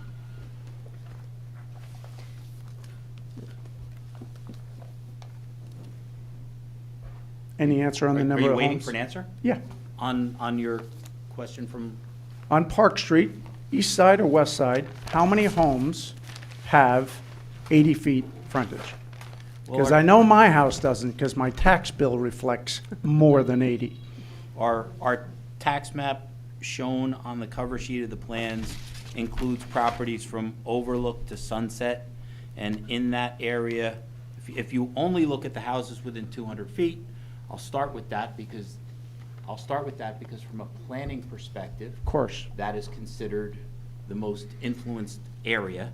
In that area, there are a total of 1, 2, 3, 4, 5, 6, 7, 8, 9, 10, 11, 12, 13 properties outside of the subject property. Out of those 13 properties, 6 are less than 80 feet wide, and the rest are more than 80 feet wide. So what is the rest? My math isn't good. The rest would be 7. Okay. So 6, So more than 50%, if I can use averages? you could use averages. Okay. Slightly more than 50% are over 80 feet. Thank you. Yes, please come forward.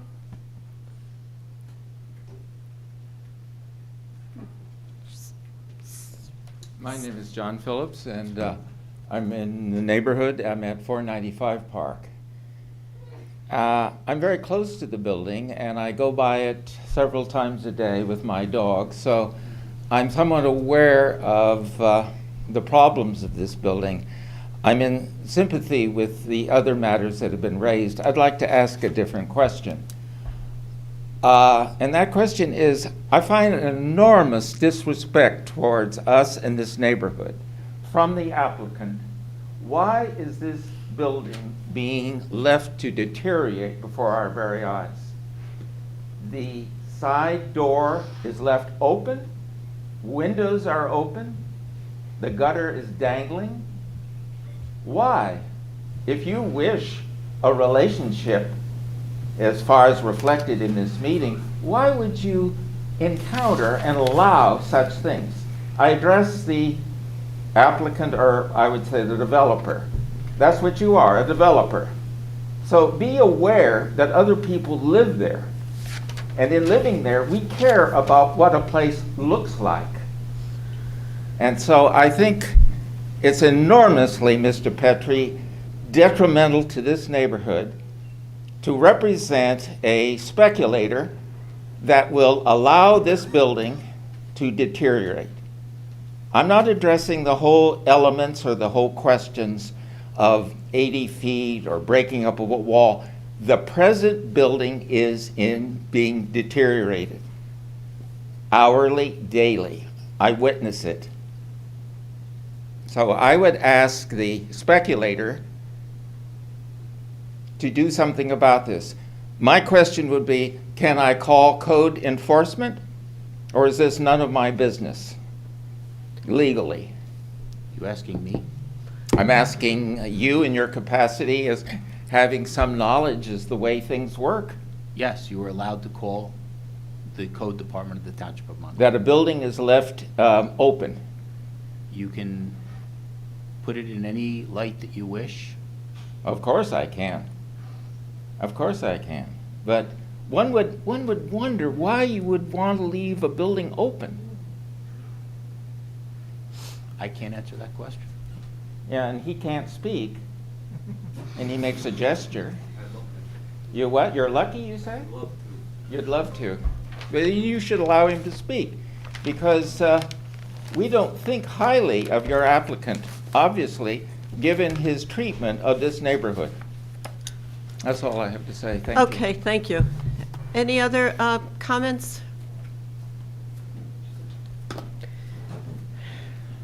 Just a quick question, sorry. Again, Brett Stratton. When is this going before the planning? When is this going? Oh, so let me, tonight, what we are now here to write recommendation to the planning board. Yep. We do not vote here. It goes to the planning board. They consider the variances and what the HBC has to say about the historic nature and the concerns. So we can ask our planner if it has been assigned a date. We have a tentative date. It's either October 2nd or October 3rd. It's that first Monday in October. Okay. It's a tentative date. It's October 2nd. October 2nd. Thank you. Please come forward.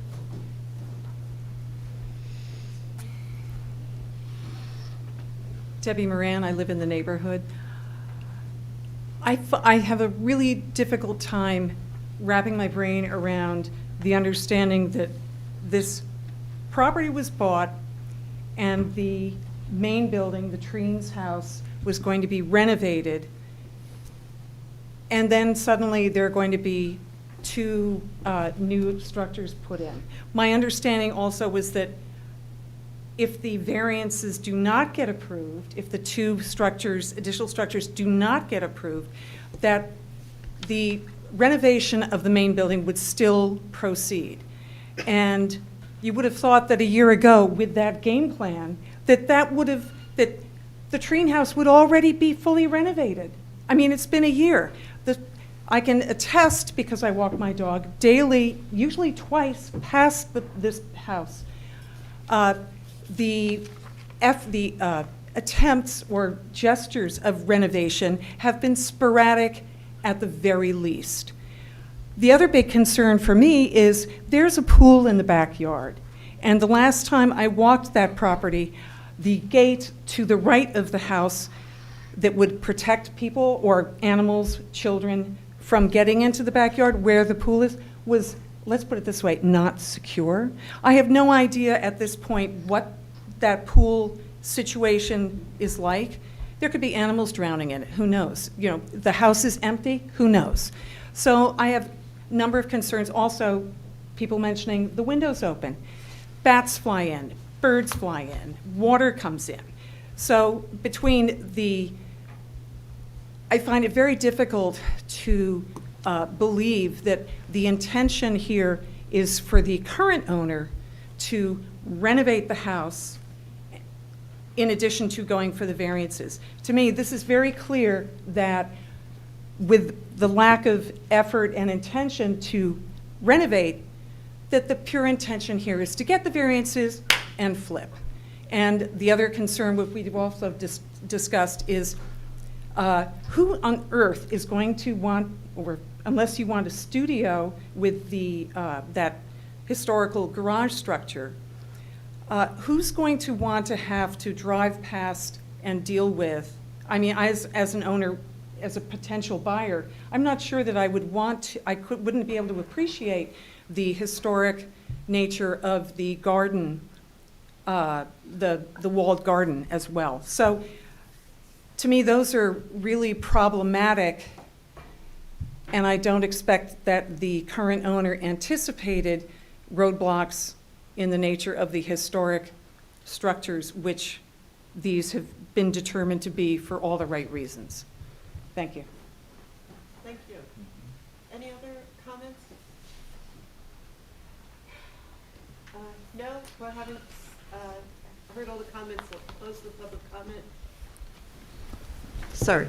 So we'll close the public comment if there aren't any other people that would like to speak.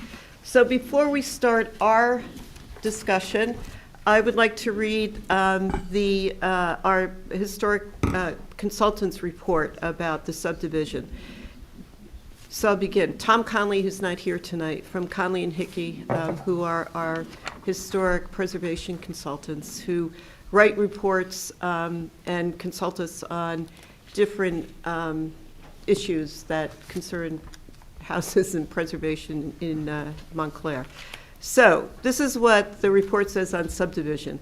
Based on a review of the history and development of 509 Park Street, subdivision of this property is not recommended. The site was developed including the site walls, brick garden walls, and other features per the Tinkham family's designs. As previously noted, the Tinkham property, including its current form, represents the transition in Montclair's history and development from primarily agricultural to commuter suburb within a shrinking agricultural landscape.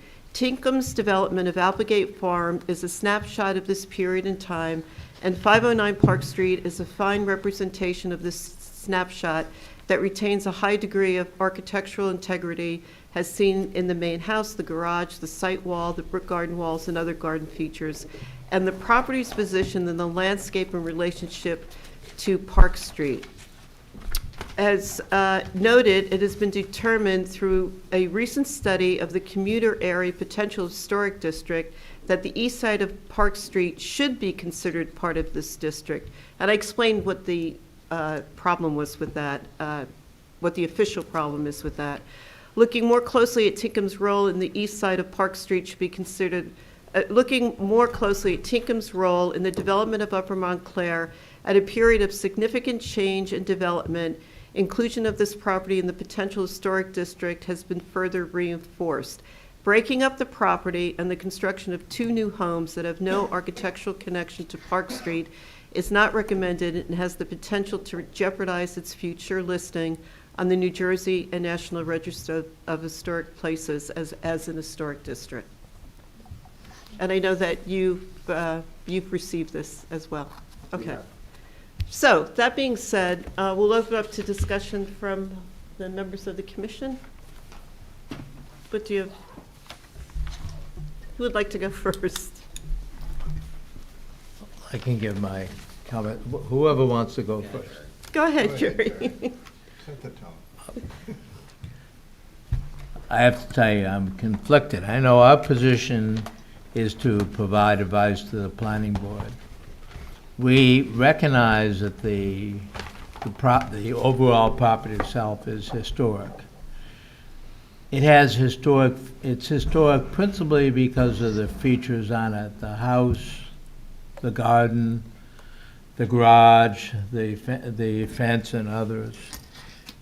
Your plan is to preserve it, and that's the main thing that we're looking at. We're also looking to preserve the historic character of the site itself.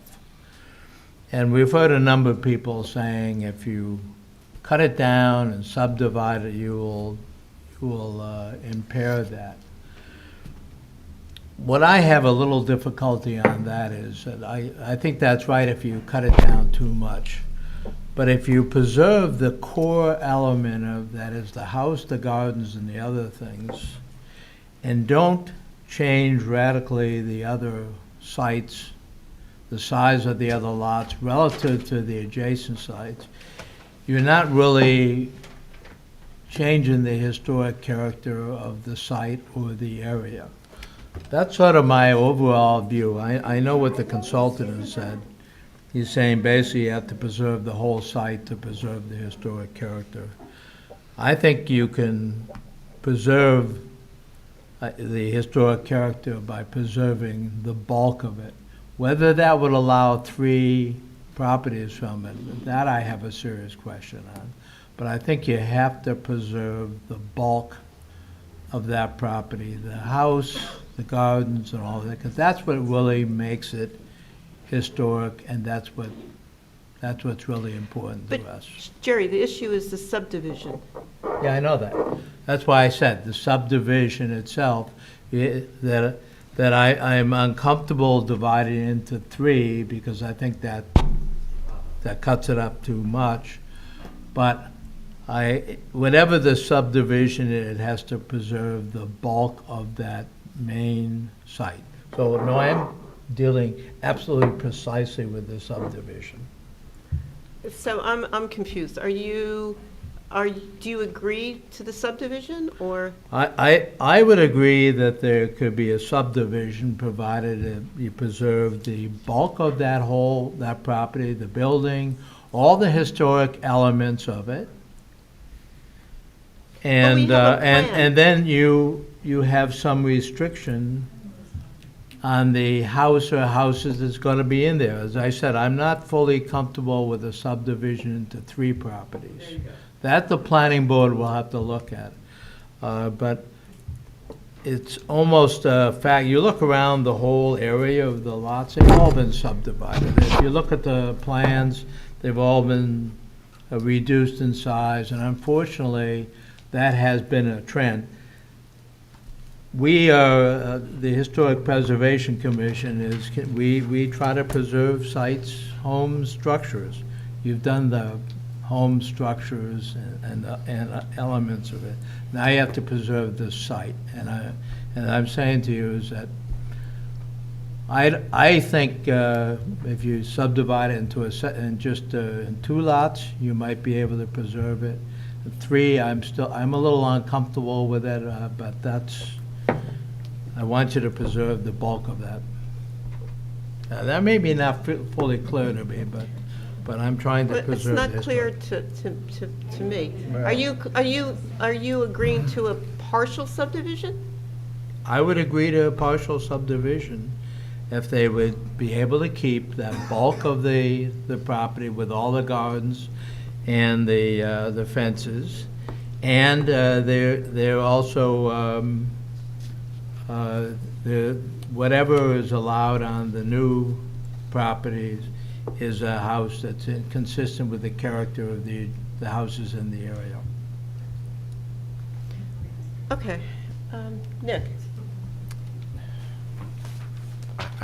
I'm a little conflicted as well. You know, I would say that at the beginning of the presentation, you do make some good points that the other lots surrounding the site itself are undersized compared to the lot that you're subdividing. And what you're doing to subdivide it is creating new lots that are relatively consistent with what's to the right, to the left, and to the rear of the subject property.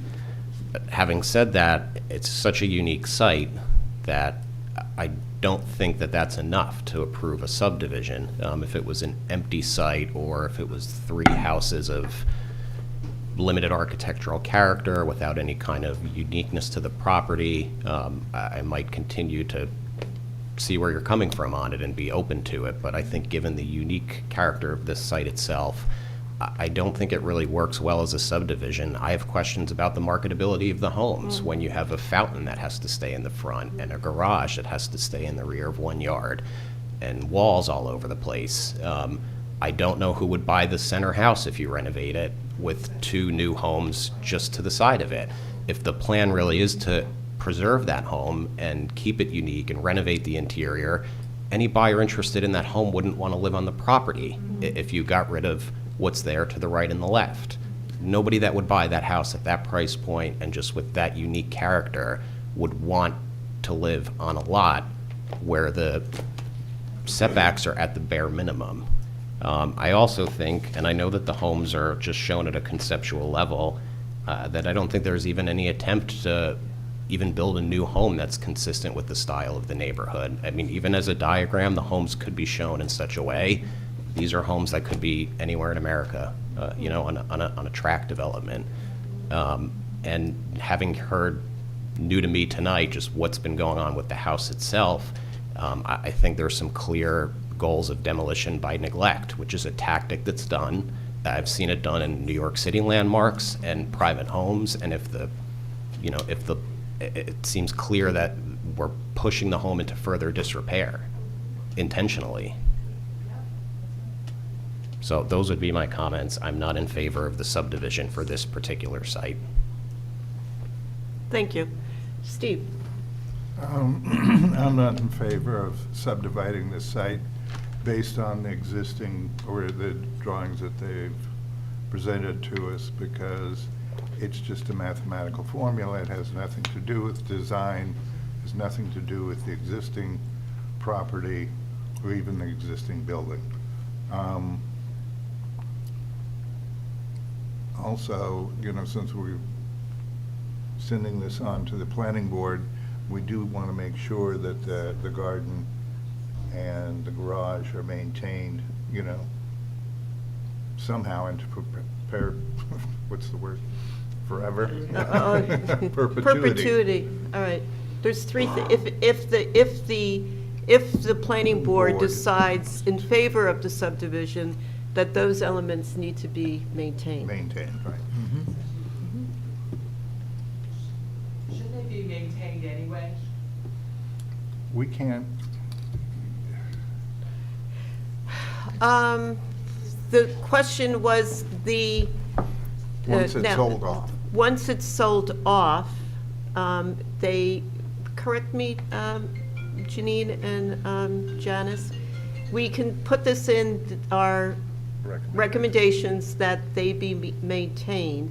However, if they're designated historic, which is what the garage was, that has to be maintained, correct? Even if the property is sold off, the garage has to be maintained. Right. Okay.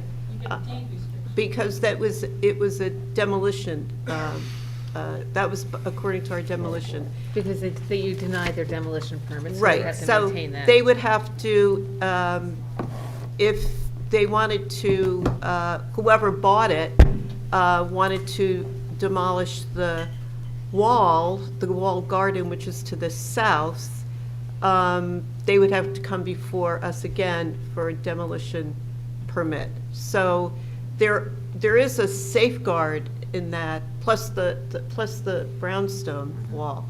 There is a safeguard. It would be an added step that the owner, whether it's this gentleman or a new owner, would have to, he would have to deal with. Do you have any other? No? I feel the same way. I agree with my colleagues about not recommending the subdivision. I think that that area, I think what we're losing in Montclair, quite frankly, is open space. So not only are we losing open space, but when you look at this site, it is so important to the development of Upper Montclair. And really, the gardens, I mean, we're only talking about the wall garden. There are other gardens on that property that, and I really wish when the Treen sold it, that a family had moved in that was going to maintain it as a private home, because there's other things on that site that should be maintained. There's a greenhouse, there's there's steps that lead down to, it's sloped, so there's steps that lead down into the yard. It's very significant.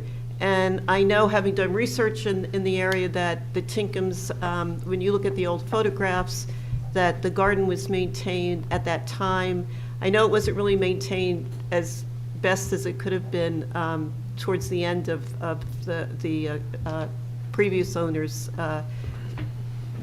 stay there. But it's something that I hope that by suggesting to the planning board that it not be subdivided, that there could be some push for the current owner to really do more to maintain the site, and hopefully keep the entire site together. I know that we've talked about frontage, lot sizes, and that area of Park Street. There are a few larger houses that were built on the ridge, that first ridge that moved, that you could see New York from the lower ridge and see the farm. So I think there's, and those are maintained beautifully. There is another house very close to this house that is really in terrible shape, but another instance of demolition by neglect. And I really wish the township could do more about that as well, because having two houses next to each other, and that house has been empty, 2 or 3 years. So, but having said all that, I am not in favor of the subdivision. And the one thing that really struck me is that the brownstone wall that goes across, I hadn't focused on. I was looking at the houses and not knowing what type of houses, and seeing that it was going to be filled up as much as it could to the lot. And I know about, side yard setbacks and all that. But seeing the wall would really, 30 feet of that wall would come down. So I think there's pictures at the Montclair history. There's online, you could look at it, when that wall was built. And they show people, that brownstone actually came from someplace by the railroad. So there was something by the railroad that Mr. Tinkham had carted over by mule and wagon and created that wall. And I know that the two columns, one of them was almost destroyed, that line the driveway. So I hope that the current owner can see, to do much more maintenance on it and make it attractive. And Nick brought up a good point about marketability. I mean, really, at this point, it's really but that's not our purview. That's just something that I wanted to get out there. So I'm against the subdivision as well. So is that the report you want to send to the planning board, that you're against the subdivision, or do you have recommendations? Yeah, and the recommendations that if approved, that the brownstone wall with the two brownstone columns, the garage, the wall garden must be. In the house. Yeah, in the house.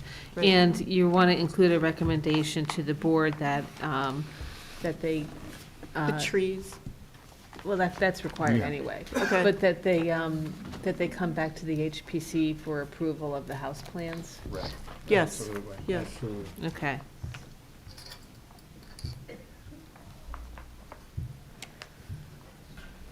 Okay. Got it. Okay. Well, I thank the commission for its time. We appreciate the comments of the commissioners. We appreciate the comments of the public. We'll obviously have a long discussion with our client, and We appreciate your time. Thank you very much. All right, we might see Thank you you. soon. Take care of that. Have a great night. Thank you, everyone, for coming, and make sure you go to the planning board on October 2nd.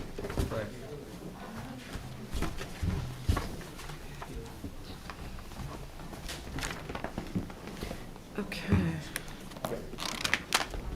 Upper Montclair Plaza.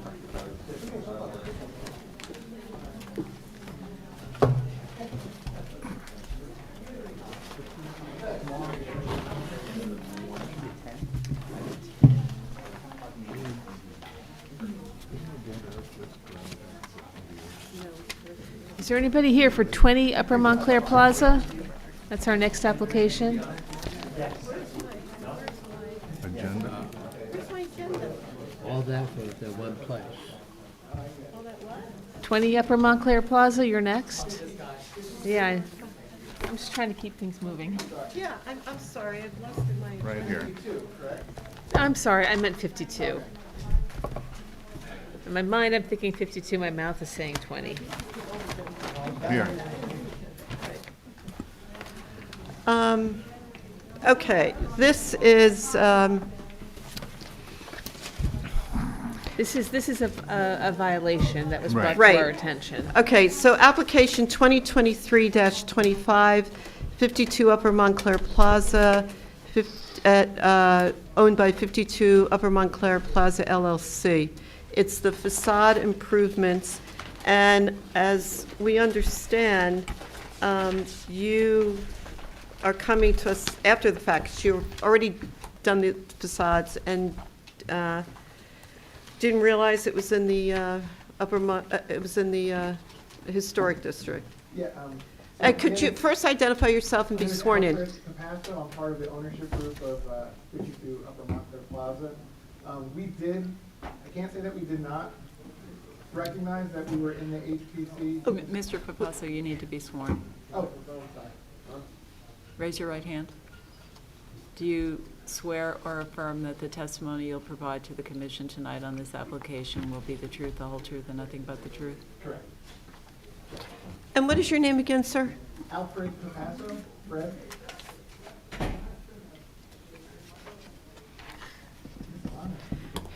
Oh, here we go.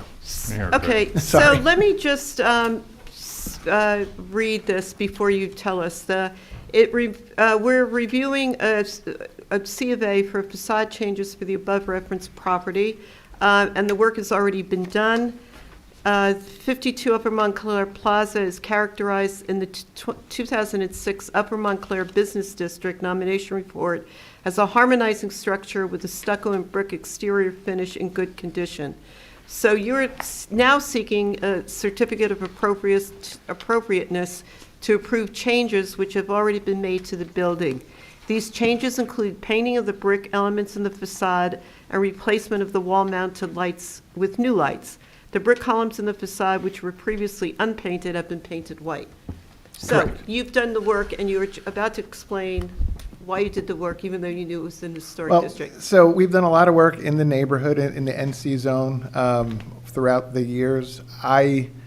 We did not realize that the scope of work that we performed was an HPC, I guess, District. requirement. Yeah, I guess Right. the issue here is, because stucco is painted, so it's not Stucco's the painting painted. of the stucco, it's the painting of the natural brick. Yeah. the brick. And it was a absolute mistake, and it was not something that we were obviously trying to circumvent the board or anything like that. We just did not know that we had to actually apply for this for that scope of work. So it was brought to our attention. You know, we're here now. Like I said, we've been in front of this board many times in the past on various projects. We even were awarded, which Councilwoman Bennett has signed, our Bricks and Mortar Award a few years ago. So, you know, we're definitely not rookies at Which this. building? Which building? 237 Lorraine Ave. Okay. It's currently occupied by Keller Williams. Oh, okay, yes, right, yes. Which, that was quite a long road. Yes. But yeah, so I mean, I'm just hoping that the work that we did is in line with what you would have approved if we had asked in the first place. And, we, again, apologize for circumventing you unintentionally. Okay, thank you. How old is this building? It was built in 1960. Okay.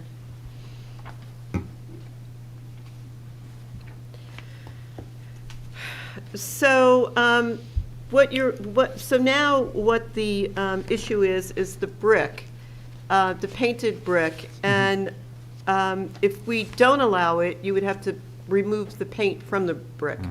If we disapprove of it, which, if you would have come before us, would have been an issue, because we, our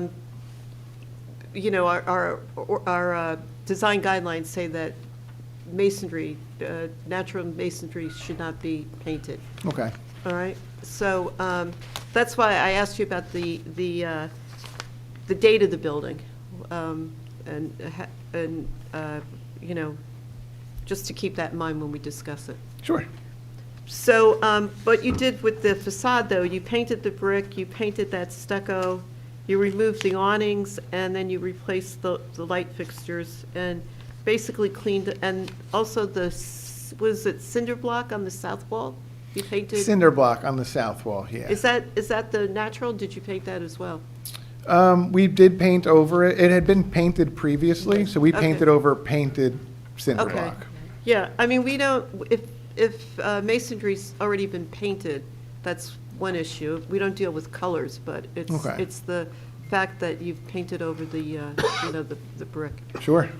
All right, do you have any questions, Nick? Just one. Do you have any intent to put back like a new awning over the windows, just maybe like a more modern style than what was No, not at this similar to time. there? I mean, we kind of like the look. It's kind of streamlined. It matches. So we own 50 Upper Montclair Plaza right next to it, which was where we got our color palette from. It's not identical, but it's kind of, it plays off of it very well. No, I mean, we weren't planning on putting on awnings. The awnings, I mean, they were in such bad disrepair when we acquired the building in April, and, torn fabric, and actually during a storm this, I think late June or early July, one actually became dislodged from the building, and, when we took them down, in our opinion, it kind of opened the building up a little bit. It made it look a little bit more attractive. I mean, I think in the beginning, this building kind of got washed out with the theater next door.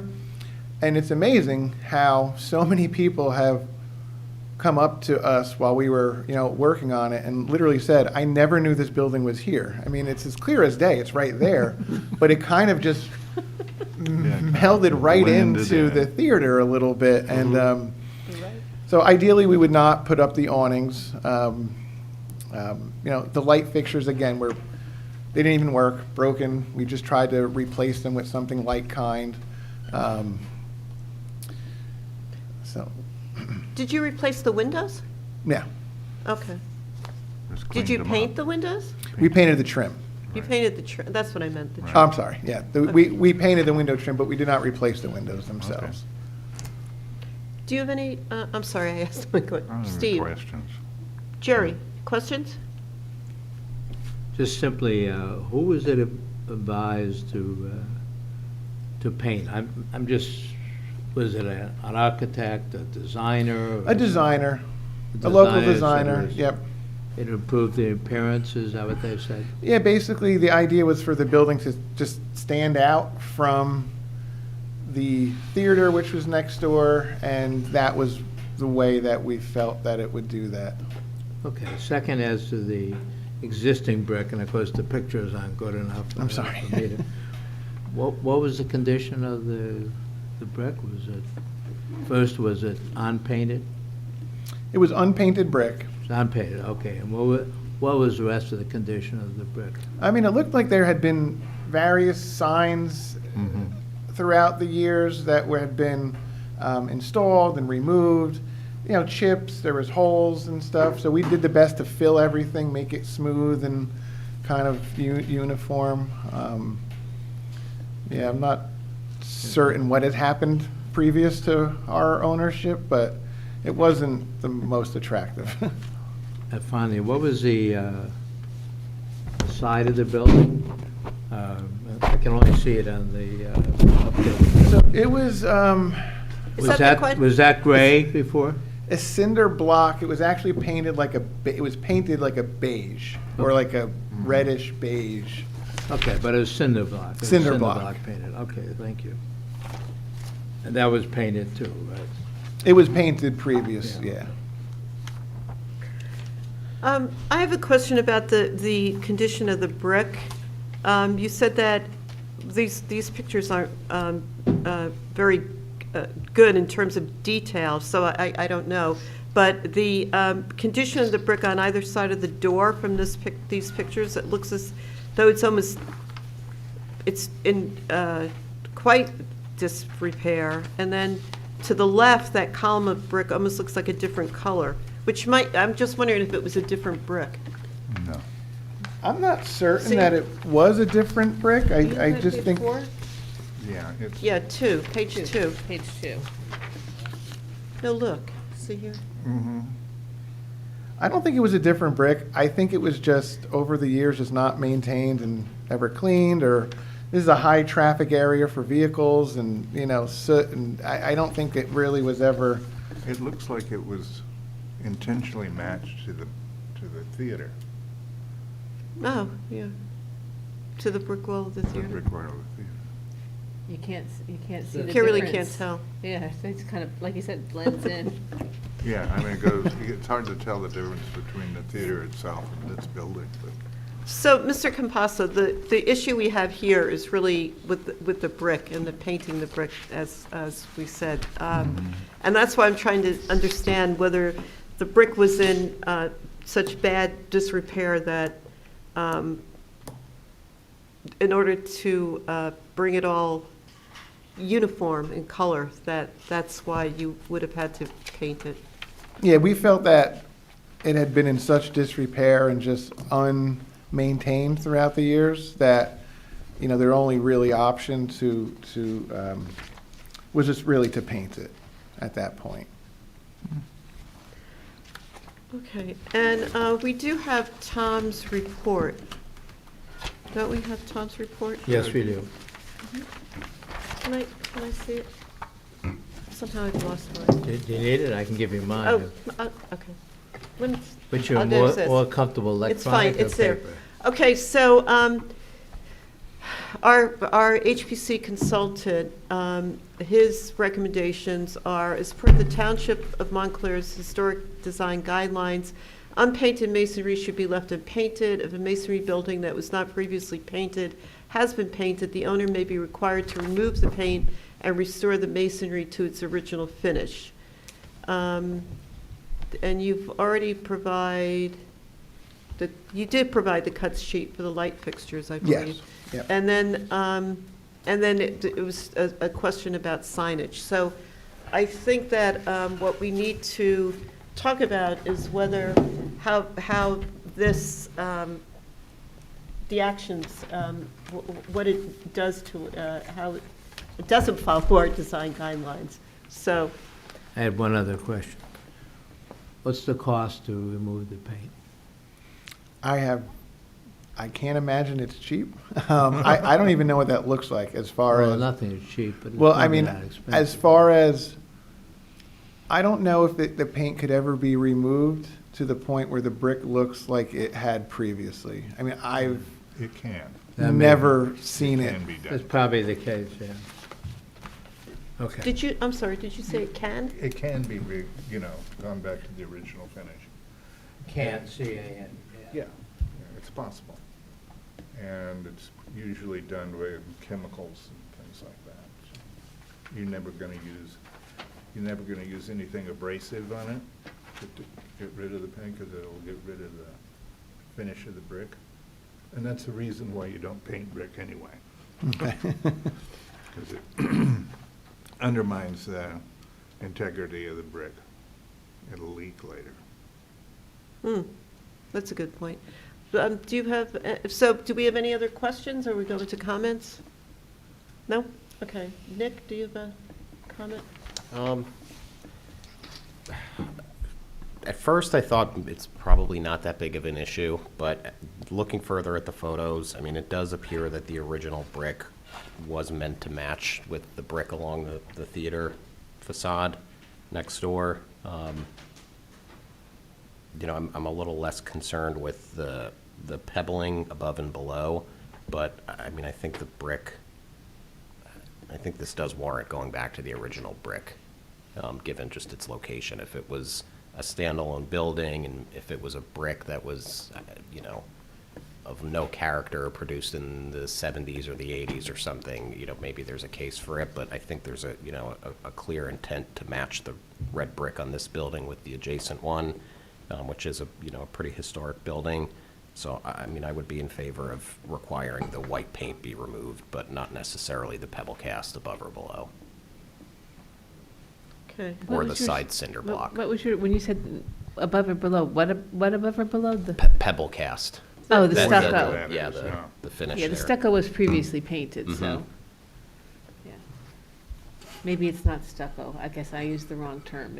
It's not stucco, it's, I don't know what it is. okay, thank you. Steve. Pebble cast. I think you should remove the paint because that's part of our guidelines. Hmm. And Jerry?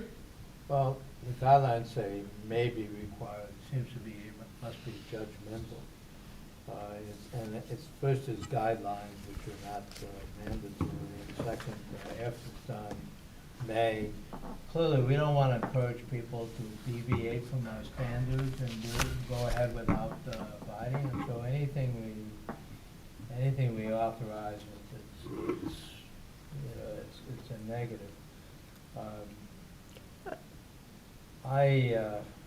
You know, I think, to me, expense would be a factor.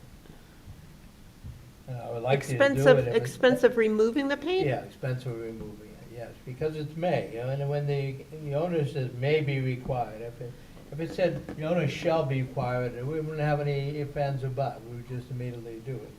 But it does presuppose some other situations where brick is painted and others. I happen to know in downtown, you know, on Bloomfield Avenue, there's a number of houses that were painted different colors. They had been painted previously. So anyway, my sense is the amount of cost is important. You don't have it with it, so I wouldn't, at this point in time, I wouldn't, I would say you'd have to remove it unless you can show us an absolutely unreasonable burden.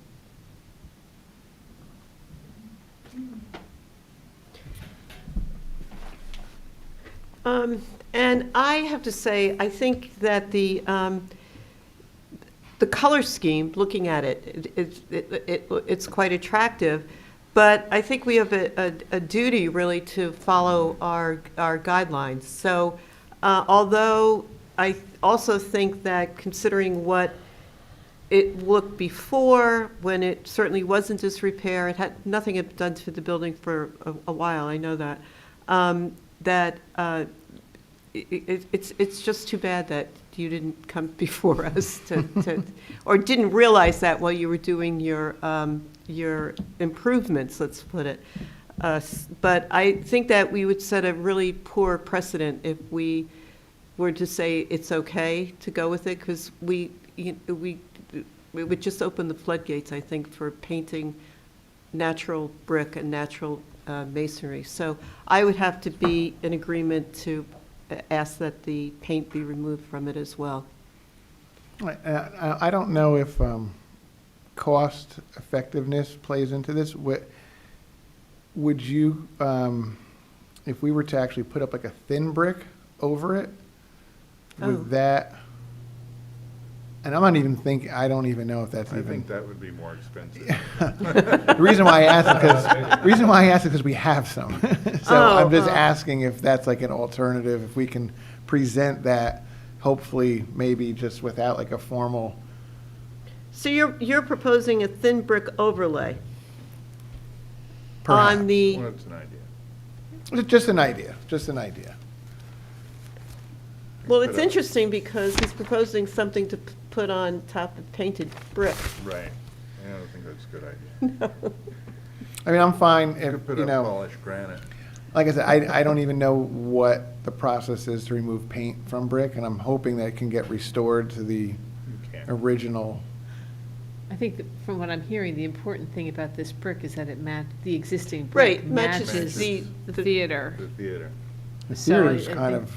Rather than an a thin brick, eyesore, which though. might not match. I'm sure they want to paint it too, but, no.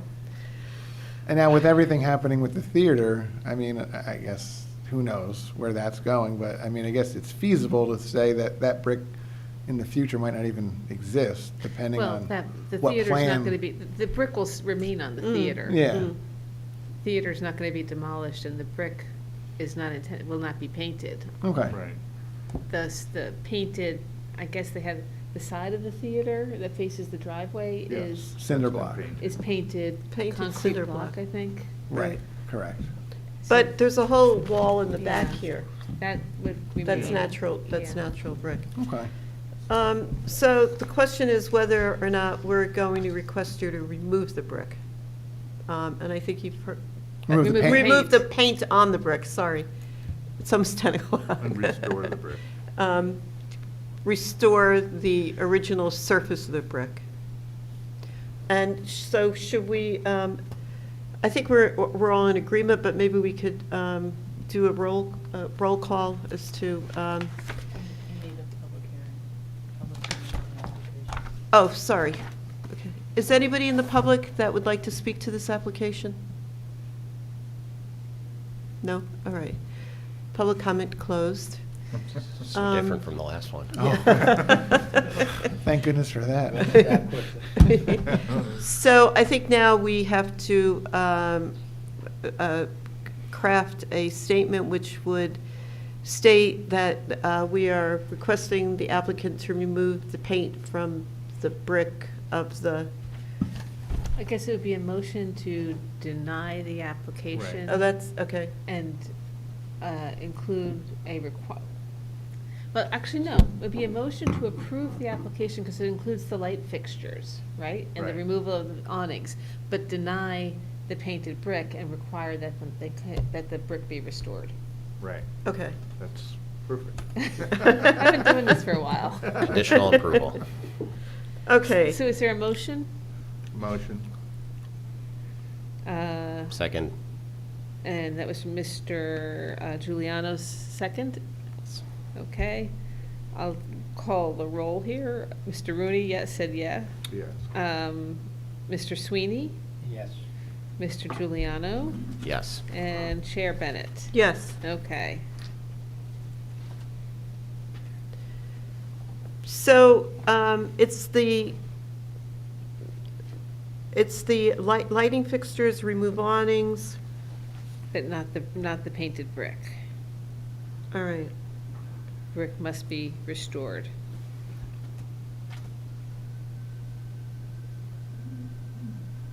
I'll look into that. I'm sure we'll figure it out. Yeah. Talk to Steve. Perhaps I might have to reach out if we Yeah, can. do, please. Yeah. Okay. Okay. All right. Well, thank you very much for appearing. Thank you. And good night.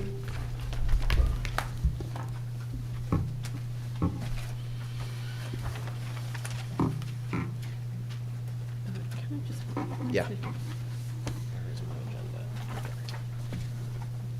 Okay.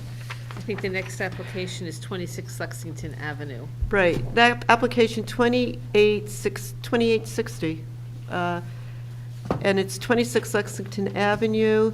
It's a bulk variance for a new driveway, Right. and Parking pad. this is for, an application has been filed with the Board of Adjustment for a variance to install a new driveway with 0-foot setback. The property is located on the north side of Lexington Avenue. It is in the South End Historic District, and we are here tonight to make recommendations to the zoning board. The applicant proposes to remove part of the front porch and modify a building bump out on the west side of the building and construct a new driveway extending from the street to the back of the property. A Bilco door and existing air conditioning condensers will be relocated to the back of the property. The driveway will be 8 feet wide and will extend from the side of the house to the western property line. The partial driveway on the eastern side of the house will be removed and replaced with new turf and plantings. That's the project description. The planning considerations are the character of the neighborhood is strongly influenced by the attractive lawns between the houses and street, with parking provided to the side and behind the houses. The alternative with parking would be to have a macadam in the front yard, which is not recommended as this is inconsistent with the neighborhood. Okay, hello. So could you please identify yourselves, and our attorney will swear you in? Eric Marin, partners with Marin. Terry Thornton, I'm one of the owners of the RealPropTaxCert LLC, owner of the property. Terry, how do you spell your last name? Thornton. Okay, thank you. Merrill O'Brien, Merrill like Merrill Lynch, and I'm part owner as well. Okay, thank you. Ms. Thornton, will you both be speaking? I was just here to answer questions that you might have. Okay, well, that's speaking. Mr. O'Brien and Ms. Thornton, raise your right hand. Do you swear or affirm that the testimony you'll provide to the commission tonight on the application will be the truth, the whole truth, and nothing but the truth? Yes. I do. You should probably also swear in Eric Marin, the architect. And Mr. Marin, you'll be testifying, so do you swear or affirm that the testimony you will provide tonight will be the truth, the whole truth, and nothing but the truth? I do. Okay.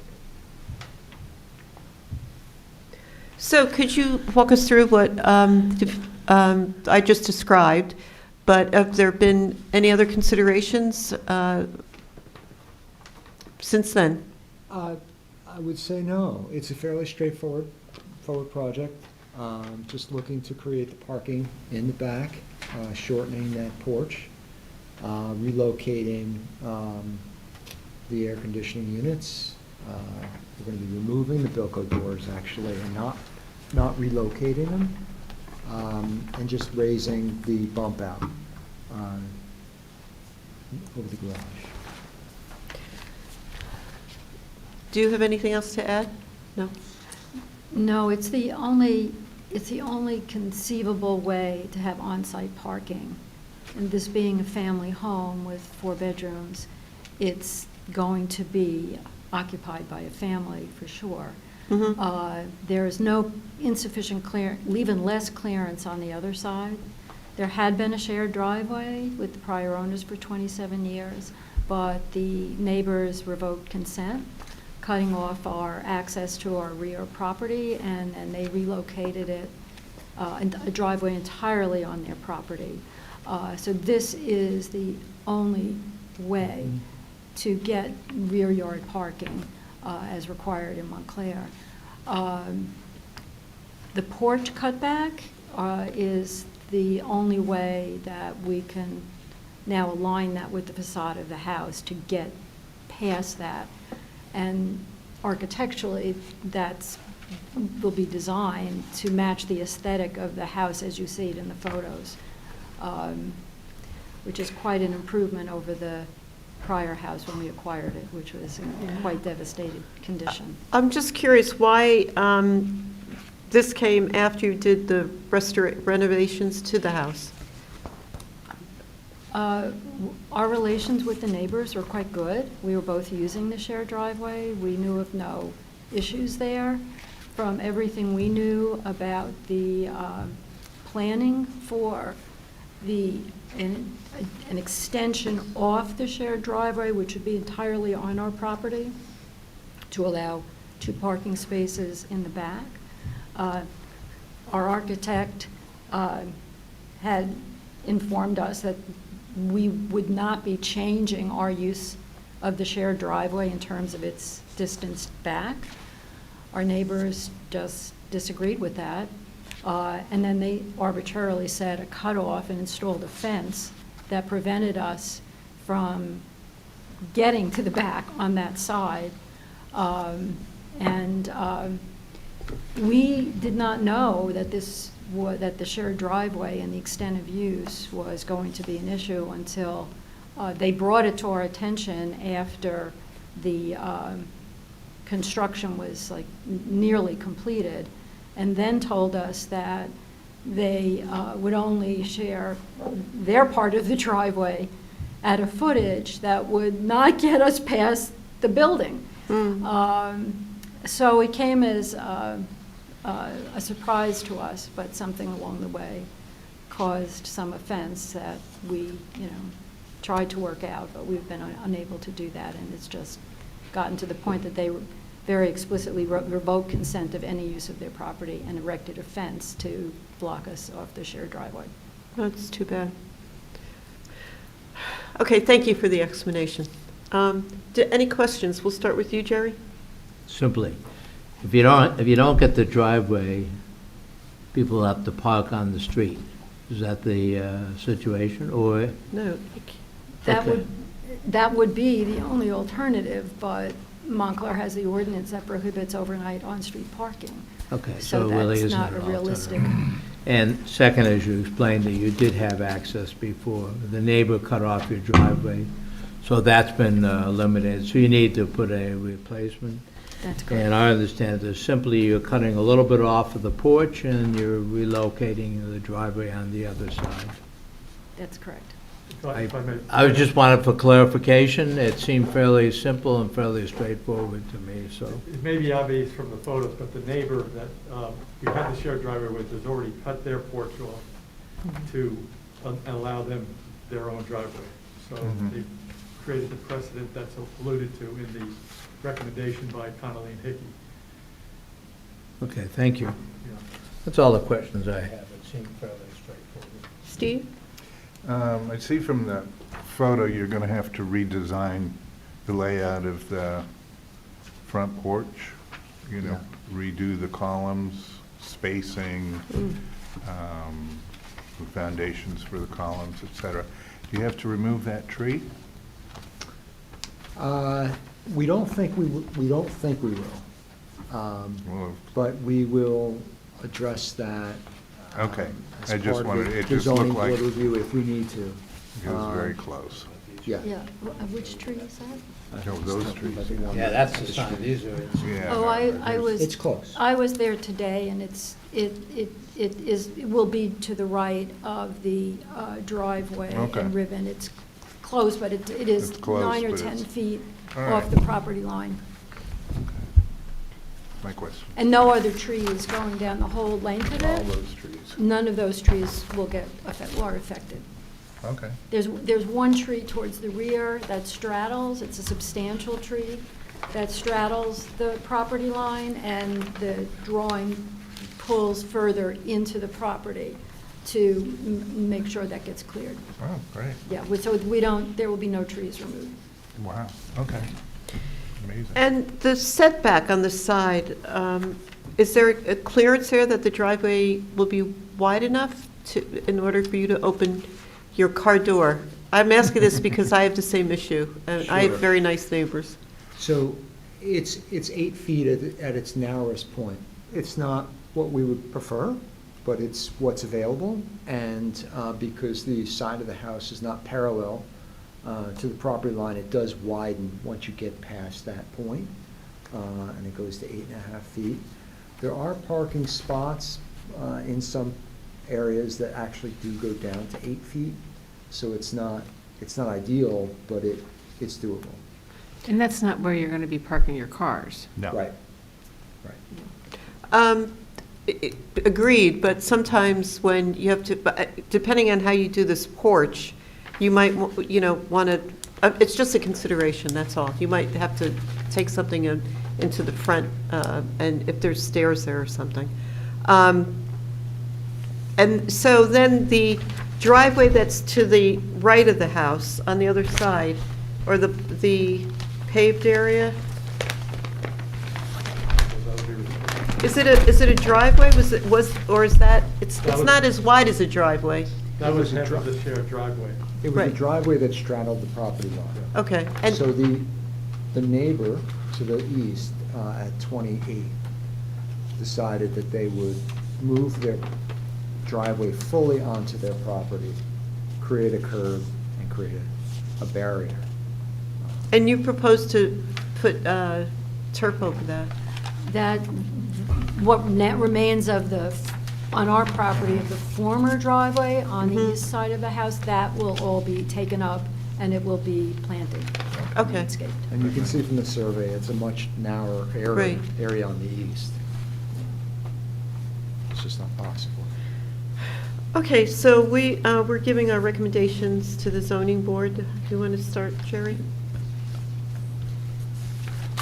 I would approve it. It doesn't have anything significant. The only change was to the structure itself, is to remove a portion of that porch, which now extends wider than the width of the house.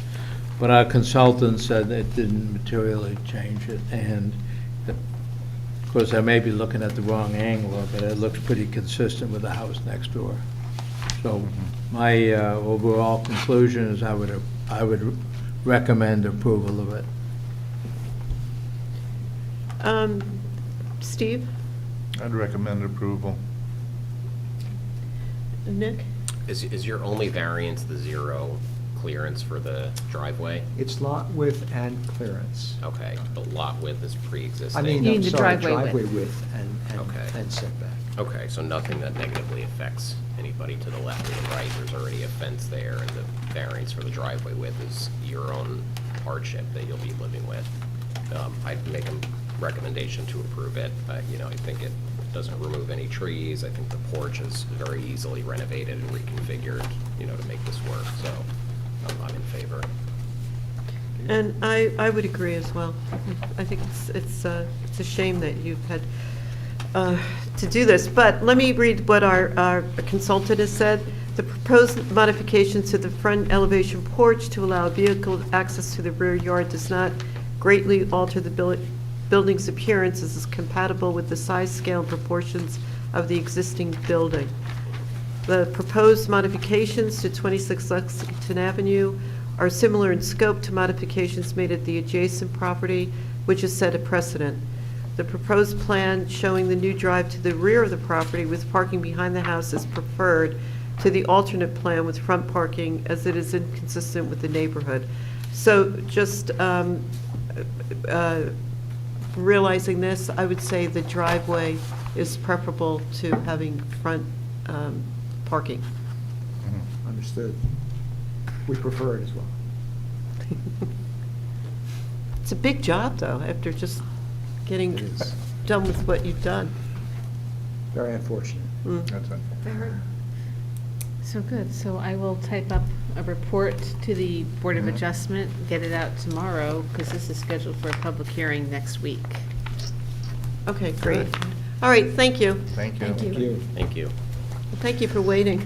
Nice seeing you again. Thank you Neighbor. for your late night service to the town. You do this very frequently. The width of all these properties, Yeah. 28, 30, 30, 18, 20, and we were talking about something 320 feet wide. It's amazing that property, that,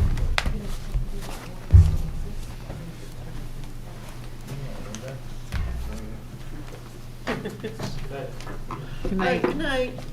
Okay, so next on our agenda is the discussion of the Lackawanna plan. I think that's the last thing on our agenda. I seem to have lost it. Not the agenda. So this was my reason to add this to the agenda. The planning board and the council are now in the process of reviewing the Lackawanna redevelopment plan.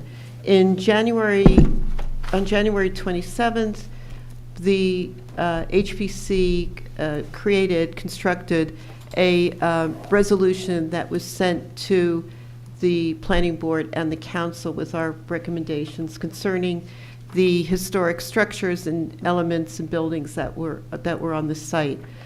As the new plan has not changed anything concerning the HP element, the historic preservation elements. I thought it would be important for the planning board and the council to view what we've said originally in January. So the discussion would be how do other members feel about that they should have this information now as we go forward. I do have to say, I think there were changes made to the sections on historic preservation. Oh, like what? I can't tell you right now. I mean, it's a 200-page, 120-page report, but I do know that we had Ira Smith go through your comments and make changes to the section on historic preservation to try and respond to the HPC's concerns. Well, Is there a list of that, changes that we made? I don't have them with me right now. I know we sent them to the planning board. It was basically, I sent a report to the planning board about how we addressed the planning board's comments. I don't know if that went into all the detail about all the HPC's comments, but we did make changes. But the changes were the building, they didn't affect the structures that were there. No, he went point by point to try and address your concerns. Okay. I mean, he may not have addressed them to the same way, to the extent that you wanted them addressed, but we did take the time to go through and make changes to address your concerns. Let me ask that other question. You sent something to the planning board indicating and laying out the specific changes that you made relative to the planning board. Could you share that with us? Because I went through, I looked at the plan, I looked at the resolution, and it was hard for me. I knew there was some changes, I read some articles, but it was hard to know all of it. It'd be helpful if we had that before actually providing our comments. And the second thing I wanted to make sure, this was the amended resolution, right? It was January okay. 27th. Yeah, okay. Yeah. Yeah, that would be very helpful if we had those, because just from my reading through, I thought I could tell you what the changes were, which was that they didn't directly affect anything of the historic preservation elements. I know that the building that was up against the waiting room, that was moved back in order to... It was moved back, we changed the setbacks, we required that public access be incorporated so that you can see the north side of the waiting room. So a lot was done to try and maintain the integrity of the waiting room, not just the waiting room itself, but the setbacks for the building, the new building next to it. I mean, that's just one component of it. I mean, there were a lot of changes in that plan. When will the planning board be hearing it? Monday night. This coming Monday night? This coming as in Monday today night. is Thursday? Oh, okay. Yeah. If you can get us the,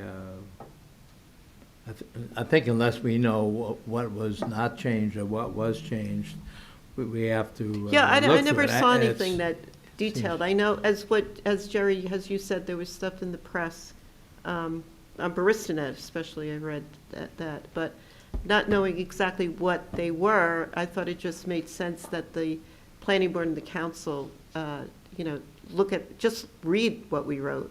I mean, we're not asking them. Well, they did. Because your January. I know they did, but if they read it now, they're doing their final deliberation. But I guess I just wanted to make sure that we went through all of the reports, including the reports from the HPC, and made changes to the plan that addressed not only the planning board's comments, your comments as well.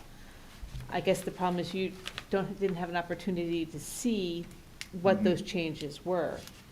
So I can try and send you something tomorrow to summarize what those changes are. That would be great. But my concern is just to send to the planning board the same report. Well, that was a different plan. You see what I mean? The report that you did for the January plan we reviewed a different plan. The plan has since changed. Mhm. So I want to make sure that everybody is working off of the same plan, because some of your concerns may have already been addressed to your satisfaction. And I don't know, We- because, We had a specific recommendation. I just want to try one, for example. What happened to Building C? We first recommended it be eliminated, then we said as a minimum, the commission recommends that the base dimensions of Building C be substantially reduced or the design of the building be otherwise altered so as not to interfere with the historic view shed to the waiting room building and the identified historic structures. Do you know what happened on yeah, we Building C? changed that, we required the setbacks to be on the, instead of the setbacks and step backs, they were originally on the Grove Street side. We Right. flipped it so that they're on the side, the Park Plaza side, so that it'd be stepped back to help improve views of Views, the waiting room, and we include a requirement that the building, the first story be cut away, or be clear so that you can see through it to the waiting room. So there's certain things in there that were, certain changes that were made to address those concerns. But it would be I- very helpful to know what they were. Yeah, no, you do have a list of all the changes. And I can try and get And them if to we you send that, tomorrow. at least we know what it is. But we do know, the other one, we found that the building's masses, heights, width, and depth are out of scale and disproportionate to a historic Right. scale of the immediately surrounding neighborhood, and that the massive buildings will dominate and minimize the historic significance of the train station and the historic redevelopment area. And I you- believe the planning board picked up that same recommendation. And you, right, and you may still feel that way. Yeah. But we did, the buildings, some of the buildings were reduced in height, some of the setbacks and step backs were, so there were changes made to those buildings. So let me get to you, give you the report that I sent to the planning board. That didn't, I don't believe that report responded to the HPC comments, but I can give you, I know we have a list of how the plan responded to your concerns. So I'll get that to you tomorrow. Our recommendation was to the planning board, I thought. It was to the planning board, yeah. Yeah, okay, so, okay, so that would be appropriate, yeah, thank you. Right, and that way I think if you want to do a report to the planning board, at least you have an evaluation. Oh, that's what, of we the need list. that, yeah, Right. yeah. No, we absolutely need that, so. But your expectation is they'll finish on Monday? I think they have to. They have to finish on Monday because they only have Oh, okay. 45 days. Okay, well, that's probably good, okay.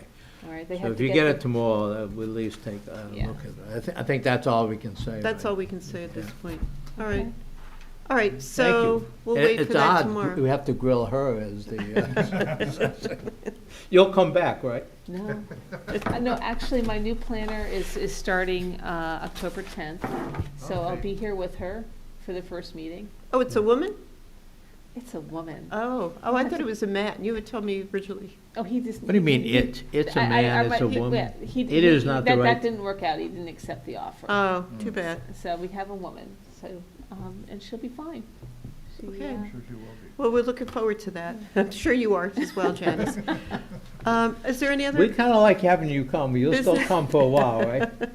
Any other business discussion? No, I discuss? think All not. right, so it's 10:15, may I have a motion to adjourn, and we will see everybody back October, what is the date? October 12th, I believe? Something like that.